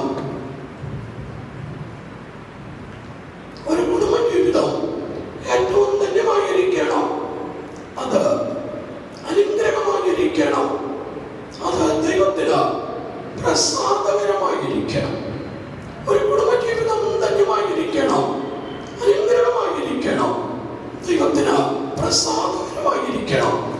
ദാമ്പത്യ ജീവിതത്തിലേക്ക് പ്രവേശിച്ചവരും ഇനിയും ദാമ്പത്യ ജീവിതത്തിലേക്ക് പ്രവേശിക്കുവാൻ ആഗ്രഹിച്ച് കാത്തിരിക്കുന്നവരും ഒരുപോലെ ആഗ്രഹിക്കുന്ന ഒരു വസ്തുതയാണ് കുടുംബജീവിതം ഏറ്റവും അനുഗ്രഹമായിരിക്കണം. എന്നാൽ ഇന്നത്തെ ലോകത്തിൽ നമ്മൾ ശ്രദ്ധിച്ചാൽ പലപ്പോഴും ആ കുടുംബ ജീവിതം പലരുടെയും ജീവിതത്തിൽ അത്രത്തോളവും ധന്യമായി അനുഗ്രഹമായി കാണുവാൻ കഴിയുന്നില്ല എന്നുള്ളത് ഒരു യാഥാർത്ഥ്യമാണ്. പഴയകാലത്ത് വിവാഹ ശുശ്രൂഷകളൊക്കെ നടത്തുമ്പോൾ പഴയ അപ്പച്ചന്മാരെ പിതാക്കന്മാരൊക്കെ പറഞ്ഞ് കേട്ടിട്ടുള്ള ഒരു വസ്തുതയുണ്ട്. ആദ്യത്തെ 6 മാസം അത് പാലോ തേനോ പോലെയാണ്, പിന്നെ അടുത്ത 6 മാസം അത് തേങ്ങോ മാഞ്ഞോ എന്നാണ്, അടുത്ത 6 മാസത്തേക്ക് വരുമ്പോൾ മുന്തോ തള്ളോ എന്നാണ്, പിന്നെ അടുത്ത 6 മാസം ആകുമ്പോൾ അടിയോ പിടിയോ എന്ന് പറയുന്ന അവസ്ഥയിലേക്ക് എത്തിച്ചേരുകയാണ്. എന്തുകൊണ്ടാണ് അങ്ങനെ സംഭവിക്കുന്നത് എന്ന് ചോദിച്ചാൽ വിവാഹ ജീവിതം പലപ്പോഴും ദൈവത്തിന്റെ വചനങ്ങൾക്ക് അനുസൃതമല്ലാത്തത് കൊണ്ടാണ് അങ്ങനെ സംഭവിക്കുന്നതെന്ന് നമുക്ക് മനസ്സിലാക്കുവാൻ സാധിക്കുകയാണ്. ഒരു കുടുംബ ജീവിതം ഭദ്രമായിരിക്കണം എങ്കിൽ ദൈവം കൽപ്പിച്ചു കൊടുത്തിരിക്കുന്നതായ പല കൽപ്പനകൾ, പല ചട്ടങ്ങളൊക്കെയും വേദപുസ്തകത്തിന്റെ വെളിച്ചത്തിൽ നമുക്ക് കാണുവാൻ കഴിയുകയാണ്. അത് നമ്മൾ ശ്രദ്ധിക്കുമ്പോൾ ഭർത്താവിന് ദൈവം കൊടുക്കുന്ന ചില കൽപ്പനകളുണ്ട്, ഭാര്യയ്ക്ക് ദൈവം കൊടുക്കുന്നതായ ചില കൽപ്പനകളുണ്ട്, രണ്ടുപേരും ചേർന്ന് ആചരിച്ചനുഷ്ഠിക്കുവാൻ ദൈവം കൊടുക്കുന്ന ചില കൽപ്പനകളുണ്ട്. അതിൽ ആദ്യമായി നമുക്ക് ചിന്തിക്കുവാൻ കഴിയുന്നത് ഭർത്താവിന് നൽകപ്പെട്ടിരിക്കുന്ന ചില കൽപ്പനകളെ കുറിച്ചാണ്. മലാക്കി പ്രവാചകന്റെ പുസ്തകത്തിൽ നമ്മൾ വായിക്കുമ്പോൾ 2-ാം അധ്യായത്തിൽ അവിടെ ഇങ്ങനെ കാണുവാൻ സാധിക്കുന്നു. അതിന്റെ 15-ാം വാക്യത്തെ നമ്മൾ വായിക്കുമ്പോൾ ഒന്ന് വായിച്ചാൽ, തന്റെ യൗവനത്തിലെ ഭാര്യയോട് ആരും അവിശ്വസ്തത കാണിക്കരുത്. അവിടെ പ്രവാചകനായ മലാക്കി ഓർപ്പിക്കുന്നു, അഥവാ മലാക്കി പ്രവാചകനിലൂടെ ദൈവം ഓർപ്പിക്കുന്നു, യൗവനത്തിലെ ഭാര്യയോട് ആരും അവിശ്വസ്തത കാണിക്കരുത്. ഒരു കുടുംബ ജീവിതത്തിന്റെ ഭദ്രതയ്ക്ക് ഏറ്റവും ആവശ്യമായ അത്യന്താപേക്ഷിതമായിരിക്കുന്ന ഒരു വസ്തുത പരസ്പരം വിശ്വസ്തരായിരിക്കണം. ഭർത്താവ് ഭാര്യയോട് വിശ്വസ്തത പുലർത്തണം, ഭാര്യ ഭർത്താവിനോട് വിശ്വസ്തത പുലർത്തണം. അപ്പോൾ അതിനോട് ചേർന്ന് ഞാൻ ഒരു വാക്കുകൂടെ ഓർപ്പിക്കുകയാണ്, പരസ്പരം വിശ്വസ്തരായിരിക്കണം, അതേസമയം പരസ്പരം വിശ്വാസമുള്ളവരുമായിരിക്കണം. ഇന്ന് ലോകത്തിൽ നമ്മൾ ശ്രദ്ധിച്ചാൽ ചിലപ്പോൾ പത്രത്തിലൊക്കെ എനിക്ക് ആവശ്യമില്ലാത്ത കാര്യമാണെങ്കിലും ചിലപ്പോൾ പത്രവാർത്തകളൊക്കെ കാണുമ്പോൾ ചിലപ്പോൾ കണ്ണിലേക്ക് വരുന്ന ഒരു വാർത്തയുണ്ട്, തന്റേതല്ലാത്ത കാരണത്താൽ. മനസ്സിലായി കാണുമല്ലോ, തന്റേതല്ലാത്ത കാരണത്താൽ എന്ന് പറഞ്ഞാൽ കാരണം അംഗീകരിക്കാൻ ആരും തയ്യാറല്ലെങ്കിലും ഒരുമിച്ച് പോകാൻ പറ്റാത്ത സാഹചര്യമാണ്. എന്താ ഇതിന്റെ കാരണം എന്ന് ചോദിച്ചാൽ ഒരു പ്രധാന കാരണം ഇതാണ്, പരസ്പരം വിശ്വസ്തതയില്ല. പലപ്പോഴും പരസ്പരം വിശ്വസിക്കുവാൻ കഴിയുന്നില്ല.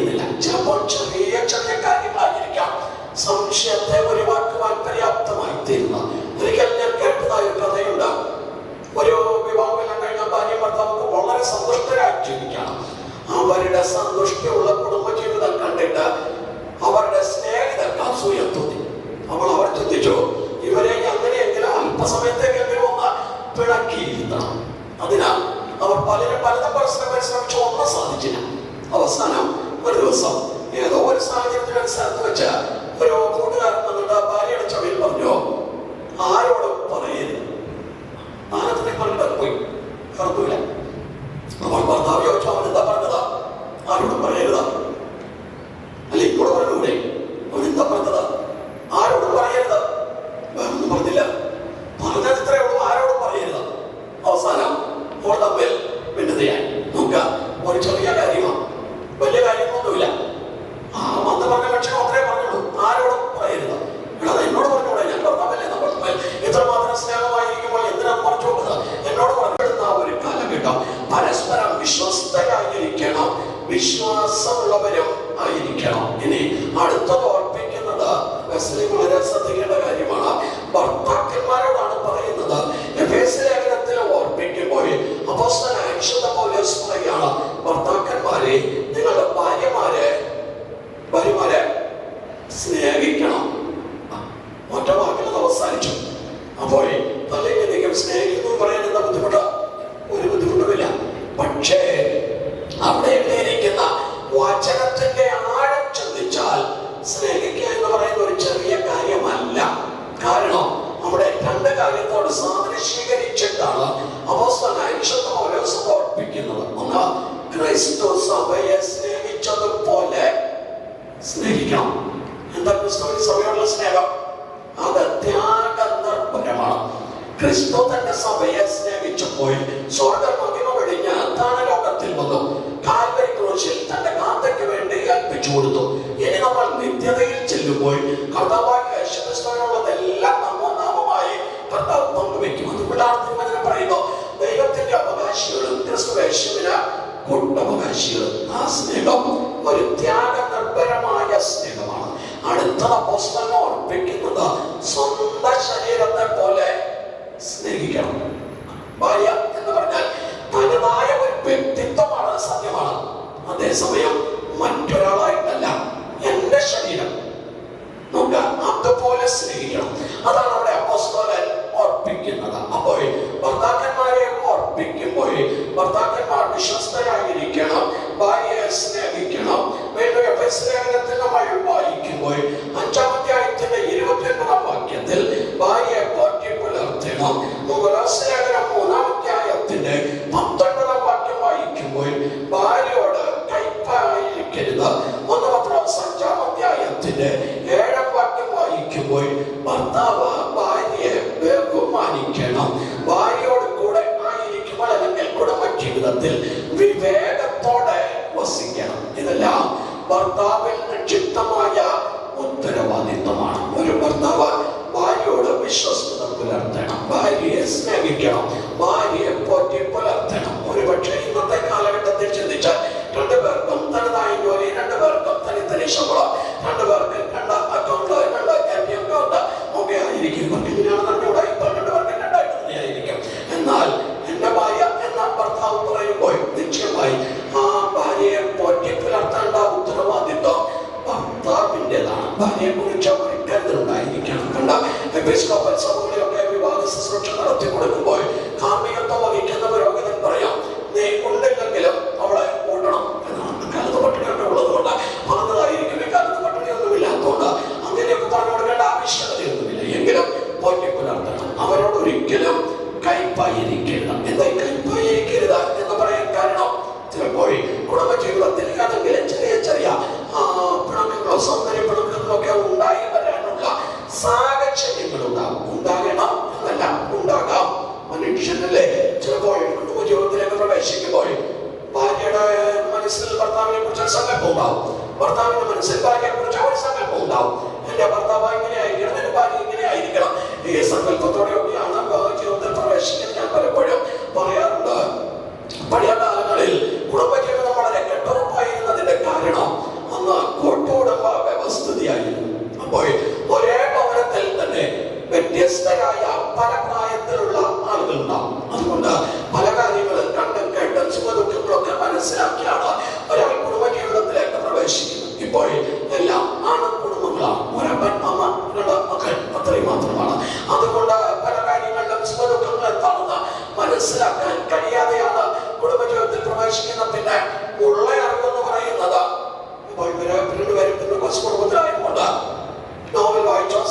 കണ്ടിട്ടോ ഏതെങ്കിലും അറിവുണ്ടായെന്ന് ഞാൻ പറയുന്നില്ല.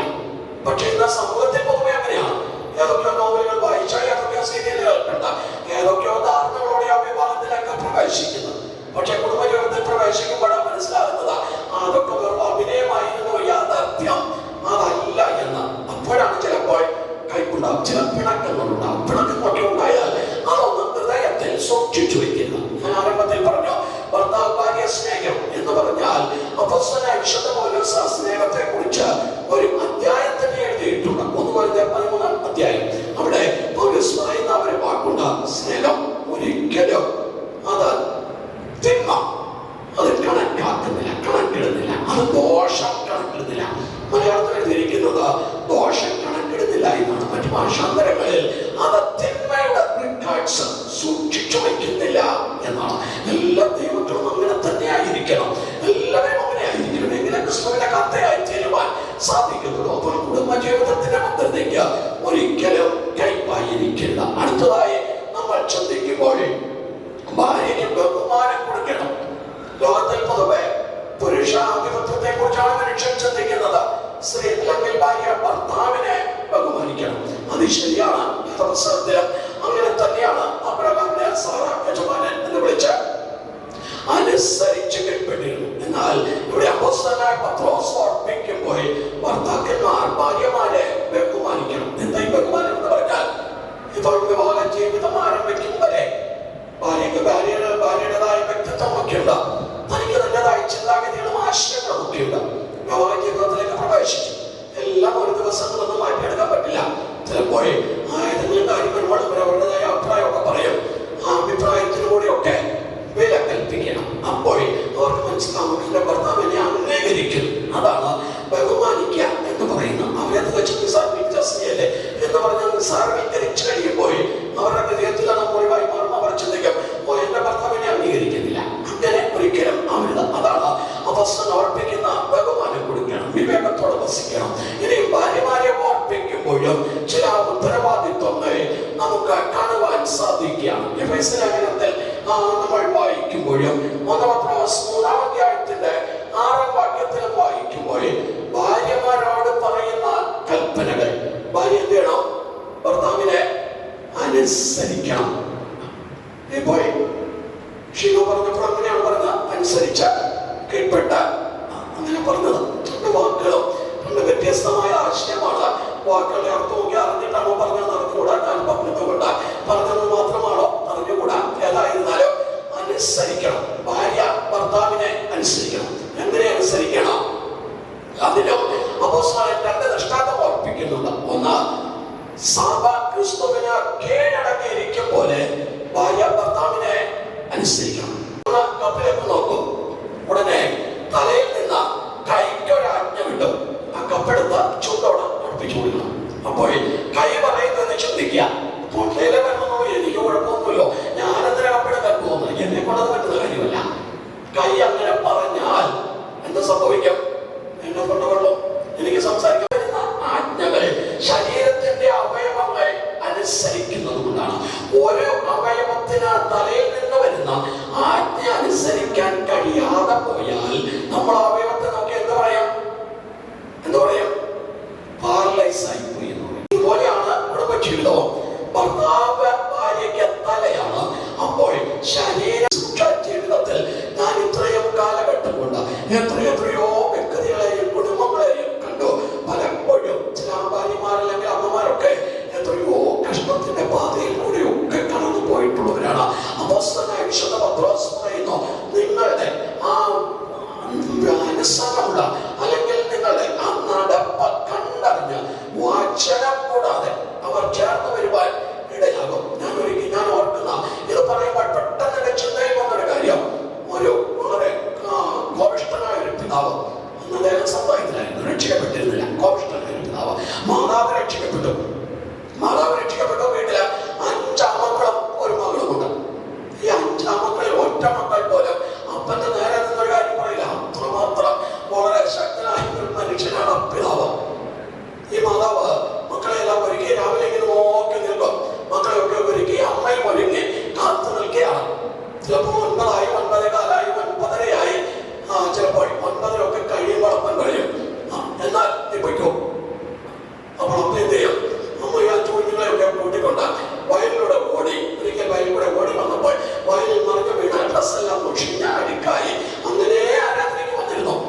വലിയ സാമ്പത്തിക ഭദ്രതയുള്ള കുടുംബമാണ്. അമ്മ ഒരു വാക്ക് പോലും പിതാവിനോട് മറന്ന് സംസാരിക്കില്ല. അപ്പൻ എന്ത് പറയുന്നു അങ്ങനെ തന്നെ. അതിന്റെ പരിണിതഫലം എന്താണെന്ന് അറിയാമോ? ആ പിതാവ് രക്ഷിക്കപ്പെട്ടു, മക്കളെല്ലാവരും അനുഗ്രഹിക്കപ്പെട്ടു. കാലങ്ങൾ മുന്നോട്ട് കടന്നുപോയി.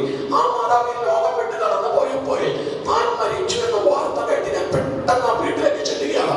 അപ്പോൾ ആ പിതാവ് വീടിന്റെ സിറ്റൗട്ടിൽ നിന്നുകൊണ്ട് എന്നോട് പറഞ്ഞൊരു വാക്കുണ്ട്, ഈ വീടിന്റെ വെളിച്ചം പോയി. മനസ്സിലായല്ലോ? അത്രയും ക്രൂരനായ അല്ലെങ്കിൽ ശക്തനായ ഒരു പിതാവായിരുന്നിട്ട് ഒരു വാക്ക് പോലും എതിർക്കാതെ ആ മാതാവ് ആ പിതാവിനെ അനുസരിച്ചതുകൊണ്ട് ആ പിതാവ് വിശ്വാസത്തിലേക്ക് വന്നു. മക്കളെല്ലാവരും അനുഗ്രഹിക്കപ്പെട്ടു. അതിൽ ചിലർ കർത്തൃ ശുശ്രൂഷകരുണ്ട്. ആ മാതാവിനെ കുറിച്ച് പിതാവ് പറഞ്ഞത് ഈ വീടിന്റെ വിളക്കം വെളിച്ചമായിരുന്നു. വാസ്തവത്തിൽ അതാണ് ഒരു ഭാര്യ എന്ന് പറയുവാൻ കഴിയുന്നത്. തീത്തോസിന്റെ ലേഖനം 2-ാം അധ്യായത്തിന്റെ 5-ാം വാക്യത്തിലും സദൃശവാക്യങ്ങൾ 31-ന്റെ 15-ാം വാക്യത്തിലും വായിക്കുമ്പോൾ ഭാര്യ വീട്ടുകാര്യങ്ങൾ നോക്കണം എന്ന് പറഞ്ഞാൽ വീട്ടിലൊരു വേലക്കാരി ആവശ്യമുള്ളതുകൊണ്ട് പോകാൻ കഴിച്ചതല്ല. വീട്ടിലേക്ക് പോകാൻ കഴിഞ്ഞാൽ ബസ്സിലൂടെ വീട്ടിലേക്ക് ചെല്ലുമ്പോൾ അവിടെ വ്യത്യസ്തമായ നിലയിൽ അപ്പനുണ്ട്, അമ്മയുണ്ട്, സഹോദരങ്ങളുണ്ട്, പലരുമുണ്ട്. ഒരു വീട്ടിലേക്ക് ചെല്ലുമ്പോൾ വ്യത്യസ്തമായ നിലയിൽ പ്രായമുള്ളവരുണ്ട്, കുറഞ്ഞവരുണ്ട്, ഒക്കെ ഉണ്ടാവും. അപ്പോൾ എനിക്ക് അവരോടുള്ള ഉത്തരവാദിത്വം എന്താണ്? ഞാൻ അവർക്ക് എന്താ ചെയ്തു കൊടുക്കണം? ഇന്നലെ ഇവിടെ ഒരു വിവാഹ ശുശ്രൂഷ നടക്കുമ്പോൾ നമ്മുടെ പ്രിയ അപ്പച്ചൻ ഓർപ്പിച്ച ഒരു വാക്കുണ്ട്. ഒരു പ്രായമായ പിതാവ് പറഞ്ഞ ഒരു വാക്ക്, എനിക്ക് എന്റെ വാർദ്ധക്യത്തിൽ എനിക്ക് ദൈവം ഒരു മകളെ തന്നു. മകളെ എന്ന് പറഞ്ഞാൽ മകൻ വിവാഹം കഴിച്ചുകൊണ്ടുവന്ന കുട്ടിയെ കുറിച്ചാ പറഞ്ഞത്. ഒരു മകളെ തന്നു. അവൾ ഞങ്ങളുടെ കാര്യങ്ങളൊക്കെ നന്നായി ചെയ്യുന്നു. നോക്കുക, ആ കുടുംബം എത്ര സന്തുഷ്ടമുള്ളതായിരിക്കും. ആ മാതാപിതാക്കളുടെ വാർദ്ധക്യത്തിൽ അവരിൽ നിന്ന് നിങ്ങൾക്ക് ഒരു പ്രത്യേക അനുഗ്രഹം ലഭിക്കുവാൻ ഇടയായി തീരും. അപ്പോൾ ഭാര്യമാരുടെ ഉത്തരവാദിത്തമാണ് അവിടെ ഓർപ്പിച്ച് ഉണർത്തിയത്. ഇനി രണ്ടുപേരും കൂടെ ചെയ്യേണ്ടതായ ചില കാര്യങ്ങൾ തിരുവചനം ഓർപ്പിക്കുന്നു. അതുകൂടെ ഓർപ്പിച്ച് ഞാൻ അവസാനിപ്പിക്കട്ടെ. 1 പത്രോസ് 3-ാം അധ്യായത്തിന്റെ 7-ാം വാക്യത്തിൽ നിങ്ങളുടെ പ്രാർത്ഥനയ്ക്ക് മുടക്കം വരരുത്. അത് ഭർത്താക്കന്മാരെ വിളിച്ചാണ് പറയുന്നത്.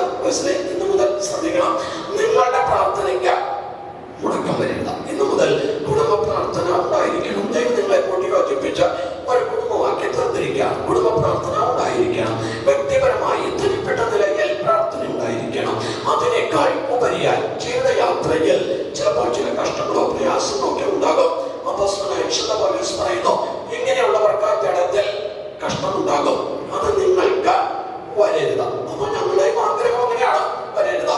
പക്ഷേ വിവാഹ ജീവിതത്തിലേക്ക് പ്രവേശിച്ച ദാമ്പത്യ ജീവിതം തുടരുന്ന പ്രിയപ്പെട്ടവരോടൊക്കെ ചോദിച്ചാൽ നമുക്കറിയാം നമ്മുടെ ജീവിതത്തിൽ എന്തെല്ലാം പ്രശ്നങ്ങളും പ്രയാസങ്ങളും ഉണ്ട്. അവൾ പ്രയാസം എന്നാൽ എന്ത് ചെയ്യണം? രണ്ടുപേരും ഒരുമിച്ച് ദൈവസന്നിധിയിൽ കൊണ്ടുമടങ്ങണം, സ്വർഗത്തിലേക്ക് കണ്ണുയർത്തണം. അപ്പോസ്തലൻ ഓർപ്പിക്കും പോലെ വിശുദ്ധ കരങ്ങളെ സ്വർഗത്തിലേക്ക് ഉയർത്തി നിങ്ങളുടെ ആവശ്യങ്ങൾ നിങ്ങൾ ദൈവത്തോട് അറിയിക്കണം. ദൈവത്തോട് പറയണം, കർത്താവേ, നീയാണ് ഞങ്ങളെ കൂട്ടി യോജിപ്പിച്ചത്. ഞങ്ങളുടെ കുടുംബജീവിതം ഭദ്രമായിരിക്കുവാൻ ആവശ്യമായ എല്ലാ ഭൗതിക നന്മയും എല്ലാ ദൈവിക ആലോചനയും കൃപയും ആലോചനകളും തന്ന് ഞങ്ങളെ നടത്തണം.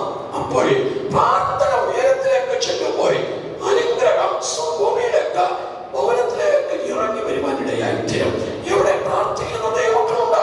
ആ ഭവനങ്ങൾ അനുഗ്രഹിക്കപ്പെട്ട ഭവനങ്ങളായിരിക്കും. അവസാനമായി അപ്പോസ്തലനായ വിശുദ്ധ പൗലോസ് ഓർപ്പിക്കുമ്പോൾ എബ്രായ ലേഖനം 13-ാം അധ്യായത്തിന്റെ 4 മുതലുള്ളതായ വാക്യങ്ങൾ വായിക്കുമ്പോൾ വിവാഹം എല്ലാവർക്കും മാന്യവും കിടക്കാൻ നിർമ്മലവുമായിരിക്കട്ടെ. എന്നാൽ ദുർനടപ്പുകാരെയും വ്യഭിചാരികളെയും ദൈവം വിധിക്കും. നിങ്ങളുടെ നടപ്പ് ദ്രവ്യാഗ്രഹം ഇല്ലാത്തതായിരിക്കട്ടെ. ഉള്ളതുകൊണ്ട് തൃപ്തിപ്പെടുവിൻ.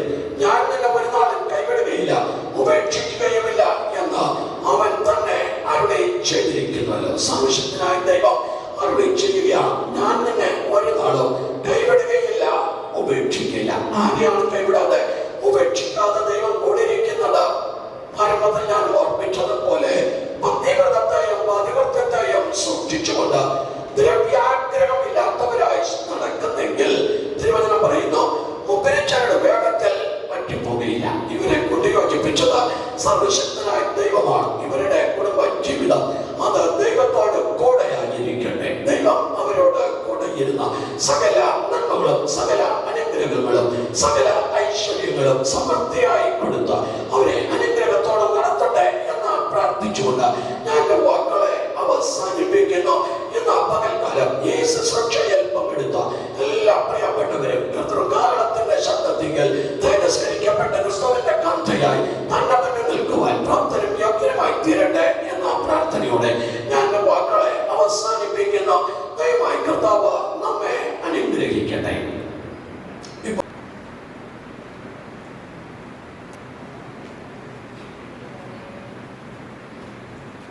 ദൈവത്തിന് സ്തോത്രം. 128 സങ്കീർത്തനം വായിക്കുന്നു. യഹോവയെ ഭയപ്പെട്ട് അവന്റെ വഴികളിൽ നടക്കുന്ന ഏവനും ഭാഗ്യവാൻ. നിന്റെ കൈയോട് അധ്വാന ഫലം നീ തിന്നും. നീ ഭാഗ്യവാൻ, നിനക്ക് നന്മ വരും. നിന്റെ ഭാര്യ നിന്റെ വീട്ടിനകത്ത് ഫലപ്രദമായ മുന്തിരിവള്ളി പോലെയും നിന്റെ മക്കൾ നിന്റെ മേശയ്ക്ക് ചുറ്റും ഒലിവ് തൈകൾ പോലെ ഇരിക്കും. യഹോവഭക്തനായ പുരുഷൻ ഇങ്ങനെ അനുഗ്രഹിക്കപ്പെട്ടവനാകും. യഹോവ സിയോനിൽ നിന്നെ അനുഗ്രഹിക്കും. നിന്റെ ആയുഷ്കാലമൊക്കെ നീ യെരൂശലേമിന്റെ നന്മയെ കാണും. നിന്റെ മക്കളെയും മക്കളുടെ മക്കളെയും നീ കാണും. ഇസ്രായേലിന്റെ മേൽ സമാധാനം ഉണ്ടാകുമാറാകട്ടെ. എഴുതപ്പെട്ടിരിക്കുന്ന വചനങ്ങളെയൊക്കെയും കർത്താവായ പ്രിയപ്പെട്ടവരുടെ ജീവിതത്തിൽ സുഖദിനമാക്കി അവരെ അനുഗ്രഹിക്കേണ്ടതിനാൽ എല്ലാവരും ചേർന്നുകൊണ്ട് പ്രാർത്ഥിക്കാം.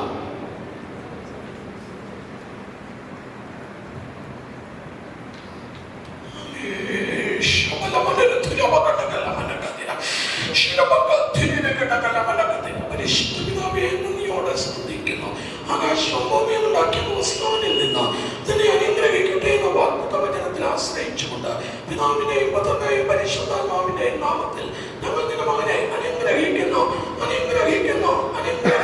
കർത്താവേ, ഒരു കുടുംബ ജീവിതം ചെയ്യുവാൻ പര്യാപ്തമായിരിക്കുന്ന ഭൗതിക നന്മകൾ, ആത്മീയ നന്മകൾ, സ്വർഗമായിരിക്കുന്ന ജ്ഞാനം, ദൈവികാലോചനകൾ എല്ലാം കൊടുത്ത കർത്താവ് സഹായിക്കേണ്ടതിനായി പ്രാർത്ഥിക്കുന്നു.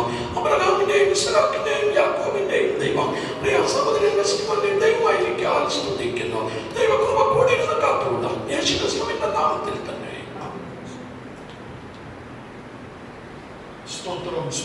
സ്തോത്രം. ഹല്ലേലൂയ. സ്വർഗത്തിനും ഭൂമിക്കും നാഥനായ അത്യുന്നതനായ ദൈവമായ ഞങ്ങളുടെ സ്വർഗീയ പിതാവേ, നന്ദിയോടെ സ്തോത്രം ചെയ്യുന്ന കർത്താവേ, മകൾ ഷിനോയ്ക്കായി പ്രാർത്ഥിച്ച് അനുഗ്രഹിക്കുന്ന കർത്താവേ സ്തോത്രം. ഞങ്ങളുടെ പൂർവ്വമാതാക്കളെ അനുഗ്രഹിച്ചവനായ ദൈവം കർത്താവേ സ്തോത്രം. ഷിനോയെ അനുഗ്രഹിക്കുന്നതിനായി പ്രാർത്ഥിക്കുന്ന കർത്താവേ സ്തോത്രം. സാറായുടെ ദൈവം, റിബേക്കയുടെയും ലേയയുടെയും ദൈവം, റാഹേലിന്റെ ദൈവം കർത്താവേ സ്തോത്രം. കർത്താവേ ഷിനോയുടെ ദൈവമായിരിക്കുക സ്തുതിക്കുന്നു. കർത്താവ് തനിക്ക് നൽകിയ കുടുംബജീവിതം ഏറ്റവും അനുഗ്രഹമായി വിവിധ പ്രകാരം മുന്നോട്ട് നയിക്കുവാൻ കർത്താവെ ആവശ്യമായ എല്ലാ സ്വർഗീയ ജ്ഞാനവും കൃപയും ബലവും നൽകണമേ. ആത്മീക അനുഗ്രഹങ്ങളാൽ അനുഗ്രഹിക്കണമേ. ഭൗമിക നന്മകൾ നൽകണമേ. ശാരീരികമായ ബലവും കൃപയും നൽകണമേ. കർത്താവെ, അങ്ങയുടെ മകളെ എല്ലാവർക്കും അനുഗ്രഹമാക്കി തീർക്കണമേ. കർത്താവെ, ബസ്തിക്ക് തക്ക തുണയായിരിക്കാൻ ദൈവം സഹായിക്കേണ്ടതിനായി പ്രാർത്ഥിക്കുന്നു. നിന്റെ നാമത്തിൽ അനുഗ്രഹിക്കുന്നു. ദൈവം അനുഗ്രഹിക്കണമേ. യേശുവിന്റെ നാമത്തിൽ പിതാവേ. ഞങ്ങളുടെ സ്നേഹിതരെ സുഹൃത്താവേ, ഞങ്ങളെ വാഴ്ത്തുന്നു, സ്തുതിത്രം ചെയ്യുന്നു. ഈ അനുഗ്രഹിക്കപ്പെട്ട നല്ല സമയത്തിനായി സ്തോത്രം ചെയ്യുന്നു. നിന്റെ സന്നിധി വന്ന സമയം മുതൽ സമയം വരെ ദൈവത്തിന്റെ സാന്നിധ്യം ഞങ്ങളോട് കൂടി ഇരുന്നതിനായി സ്തോത്രം. പ്രിയ കുഞ്ഞുങ്ങളുടെ വിവാഹം കർത്താവ് തന്നെ ഭാരമേറ്റ് നടത്തി അനുഗ്രഹമാക്കി തീർത്ത കൃപയ്ക്കായി സ്തോത്രം. തത്തോടെ ശുശ്രൂഷകളെല്ലാം ചെയ്യുവാൻ ശുശ്രൂഷകളെല്ലാം കർത്താവ് അഭിഷേകം ചെയ്തതിനായി സ്തോത്രം ചെയ്യുന്നു. കർത്താവേ, ബ്രദറിനായി പ്രാർത്ഥിക്കുന്നു, സിസ്റ്ററിനായി പ്രാർത്ഥിക്കുന്നു. കുഞ്ഞുങ്ങളെ കർത്താവെ സ്തോത്രം. ജനന മുതൽ സമയം വരെ നീ അവർക്ക് വിശ്വസ്തനായിരുന്നു കർത്താവെ. ഓരോ ഘട്ടങ്ങളിൽ ജീവൻ ആവശ്യമായ സ്വർഗ്ഗ കൃപ കൊടുത്ത് എല്ലാ അനുഗ്രഹങ്ങളാണ് ദൈവനെ നിറച്ചതിനായി സ്തോത്രം ചെയ്യുന്നുണ്ട്. വിദ്യാഭ്യാസം കൊടുത്ത് നല്ല ജോലി കൊടുത്ത് ദൈവനെ അനുഗ്രഹിച്ചു. അതിനുപരിയായ കർത്താവിനെ സുരക്ഷിതാവായി സ്വീകരിക്കുവാനും ജലസ്നാനം സ്നേഹിക്കുവാനും ഉപദേശത്തിലായിരിക്കാനും കർത്താവ് കൊടുത്ത കൃപയ്ക്കായി സ്തോത്രം ചെയ്യുന്ന കർത്താവെ സ്തോത്രം. മനുഷ്യനായിരിക്കുന്ന നല്ല ഉണ്ടാക്കി കൊടുക്കുന്നതിന് ചെയ്ത ദൈവത്തിന്റെ വചനപ്രകാരം നിന്റെ കുഞ്ഞുങ്ങളെ അനുഗ്രഹിച്ച കൃപയ്ക്കായി സ്തോത്രം ചെയ്യുന്ന കർത്താവെ സ്തോത്രം. പ്രദേശമാരെ കൂട്ടിയോജിപ്പിച്ച് സർവശക്തനായ ദൈവത്തിന്റെ കുഞ്ഞുങ്ങളെ കൂട്ടിയോജിപ്പിച്ച് അനുഗ്രഹിക്കപ്പെട്ട ഒരു കുടുംബമാക്കി തീർത്ത കൃപയ്ക്കായി സ്തോത്രം. തുടർന്നുള്ള ഒരു കുടുംബ ജീവിതത്തിന് ആവശ്യമായ എല്ലാ സ്വർഗീയ അനുഗ്രഹങ്ങളും നന്മകളും കർത്താവ് കൊടുത്താൽ അനുഗ്രഹിക്കാനായി പ്രാർത്ഥിക്കുന്നു. ദൈവത്തോട് ചെയ്ത ഉടമ്പടി വാചകപ്രകാരം മരണം വരെ വിശ്വസ്തരായ ജീവിപ്പാട് കൃപ ദൈവം കൊടുക്കണമേ. കർത്താവിന്റെ ഭവനത്തിനും ഈ സഭയ്ക്ക് ഒരു അനുഗ്രഹമായി കർത്താവിന്റെ നാമത്തിന് മഹത്വമായി ജീവിക്കാനുള്ള സഹായിക്കുന്ന പൂർവ്വമാതാപിതാക്കളെ അനുഗ്രഹിച്ച ദൈവത്തിന്റെ കുഞ്ഞുങ്ങളെ അനുഗ്രഹിക്കേണ്ടതിനായി പ്രാർത്ഥിക്കുന്നു. ഉത്തമ ഭാര്യ ഭർത്താക്കന്മാരായി ചെയ്യുന്ന എല്ലാ കടപ്പാടുകളും തമ്മിൽ വിശ്വസ്തരായി വിശ്വാസമുള്ളവരാക്കി തീർക്കേണ്ടതിനായി പ്രാർത്ഥിക്കുന്നു. സ്നേഹിച്ചും ബഹുമാനിച്ചും അനുസരിച്ചും കീഴപ്പെട്ടും ഭയപ്പെട്ടും ജീവിക്കാനുള്ള കൃപ കൊടുക്കേണ്ടതിനായി പ്രാർത്ഥിക്കുന്നു. പിടിച്ചെടുത്ത് പോകുന്ന ദൈവത്തിന്റെ വചനപ്രകാരം കർത്താവെ സ്തോത്രം ദൈവത്തെ മുൻനിർത്തിക്കൊണ്ട് ജീവിക്കാൻ കൃപ കൊടുക്കേണ്ടതിനായി പ്രാർത്ഥന. നിങ്ങളുടെ ജീവിതം ഒരു പ്രാർത്ഥനാ ഭവനമായി കർത്താവ് പ്രാർത്ഥിച്ചത് ഒരു ആത്മഭാരത്തോടുകൂടി പ്രാർത്ഥിക്കുന്ന ഒരു ഭവനമാക്കി ദൈവരെ മാറ്റേണ്ടതിനായി പ്രാർത്ഥിക്കുന്നു. കർത്താവെ സ്തോത്രം ചെയ്യുന്നു. കൂടപ്പെട്ട എല്ലാ പ്രിയപ്പെട്ടവർക്കായി പ്രാർത്ഥിക്കുന്നു. കർത്താവിന്റെ ഭാഗത്തു നിന്ന് മാതാപിതാക്കൾക്കായി സഹോദരങ്ങൾക്കായി ബന്ധുമിത്രാദികൾക്കായി ചർച്ചക്കാർക്കായി പ്രാർത്ഥന എല്ലാവരെയും ദൈവം അനുഗ്രഹിക്കേണ്ടതിനായി പ്രാർത്ഥിക്കുന്നു. കർത്താവെ ശുശ്രൂഷയിൽ പങ്കുകൊണ്ടുള്ള ആരെങ്കിലും കർത്താവിനെ അറിയാത്തവരുണ്ടെങ്കിൽ ദൈവത്തിനായ തിരുവചന സത്യങ്ങളെ അനുസരിച്ച് അനുഗ്രഹിക്കപ്പെട്ടവരായി മനസ്നാനപ്പെട്ട് സ്നാനപ്പെട്ട് അഭിഷേകം പ്രാപിച്ച് ഒരുപാട് ജീവിതം നയിച്ച് ജീവിതം ജയിച്ച് വിശുദ്ധരായി കർത്താവെ കർത്താവിന്റെ കാന്തിയായവർക്ക് ഭാഗ്യപ്പെടുന്ന സഹായിക്കേണ്ടതിനായി പ്രാർത്ഥന. ഞാടിന്റെ കല്യാണം ഒന്നുമല്ലവന്റെ കാന്തിയും തന്നെ താൻ ഒരുക്കിയിരിക്കുന്ന ദൈവത്തിന്റെ വചനപ്രകാരം കർത്താവയുടെ വചനപ്രകാരം തന്നെ ഒരുക്കി ക്രിസ്തുവിന്റെ കാന്തിയായി ഒരുക്കപ്പെടുവാൻ തന്നെ അവർക്ക് ഇവിടുന്ന് സഹായിക്കണമേ എന്ന് പ്രാർത്ഥിക്കുന്നു. ഇത്രത്തോളം ശുശ്രൂഷയ്ക്കായി കർത്താവിനെ ബലപ്പെടുത്തിയതിനായി സ്തോത്രം. നീ ധാരാളം കൃപ കൊടുക്കണമേ. ഇതിലൂടെ അക്ഷരീയമായ ഒരു വിഭാഗം നടത്തപ്പെട്ടുവെങ്കിലും അനുഭവനായ കർത്താവ് തേജസ്സിൽ വെളിപ്പെടുമ്പോൾ മണവാളിന് അനുരൂപ മണവാട്ടിയായി ഒരുക്കപ്പെടുവാൻ കൂടപ്പെട്ടവർക്ക് ദൈവത്തെ സഹായിക്കണമേ എന്ന് പ്രാർത്ഥന. ഒരു കുഞ്ഞുപോൾ നഷ്ടപ്പെട്ടു പോകാതെ എല്ലാവരും ദൈവരാജ്യത്തിന്റെ യോഗ്യരാക്കി തീർക്കേണ്ടതിനായി പ്രാർത്ഥിക്കുന്നു. തുടർന്നുള്ള വരുന്ന ശാലി അനുഗ്രഹമാക്കി തീർക്കേണ്ടതിനായി പ്രാർത്ഥിക്കുന്നു. കർത്താവിന്റെ വരവിന് വേണ്ടി എവരെയും ഒരുക്കും യേശു ക്രിസ്തുവിന്റെ നാമത്തിൽ തന്നെ.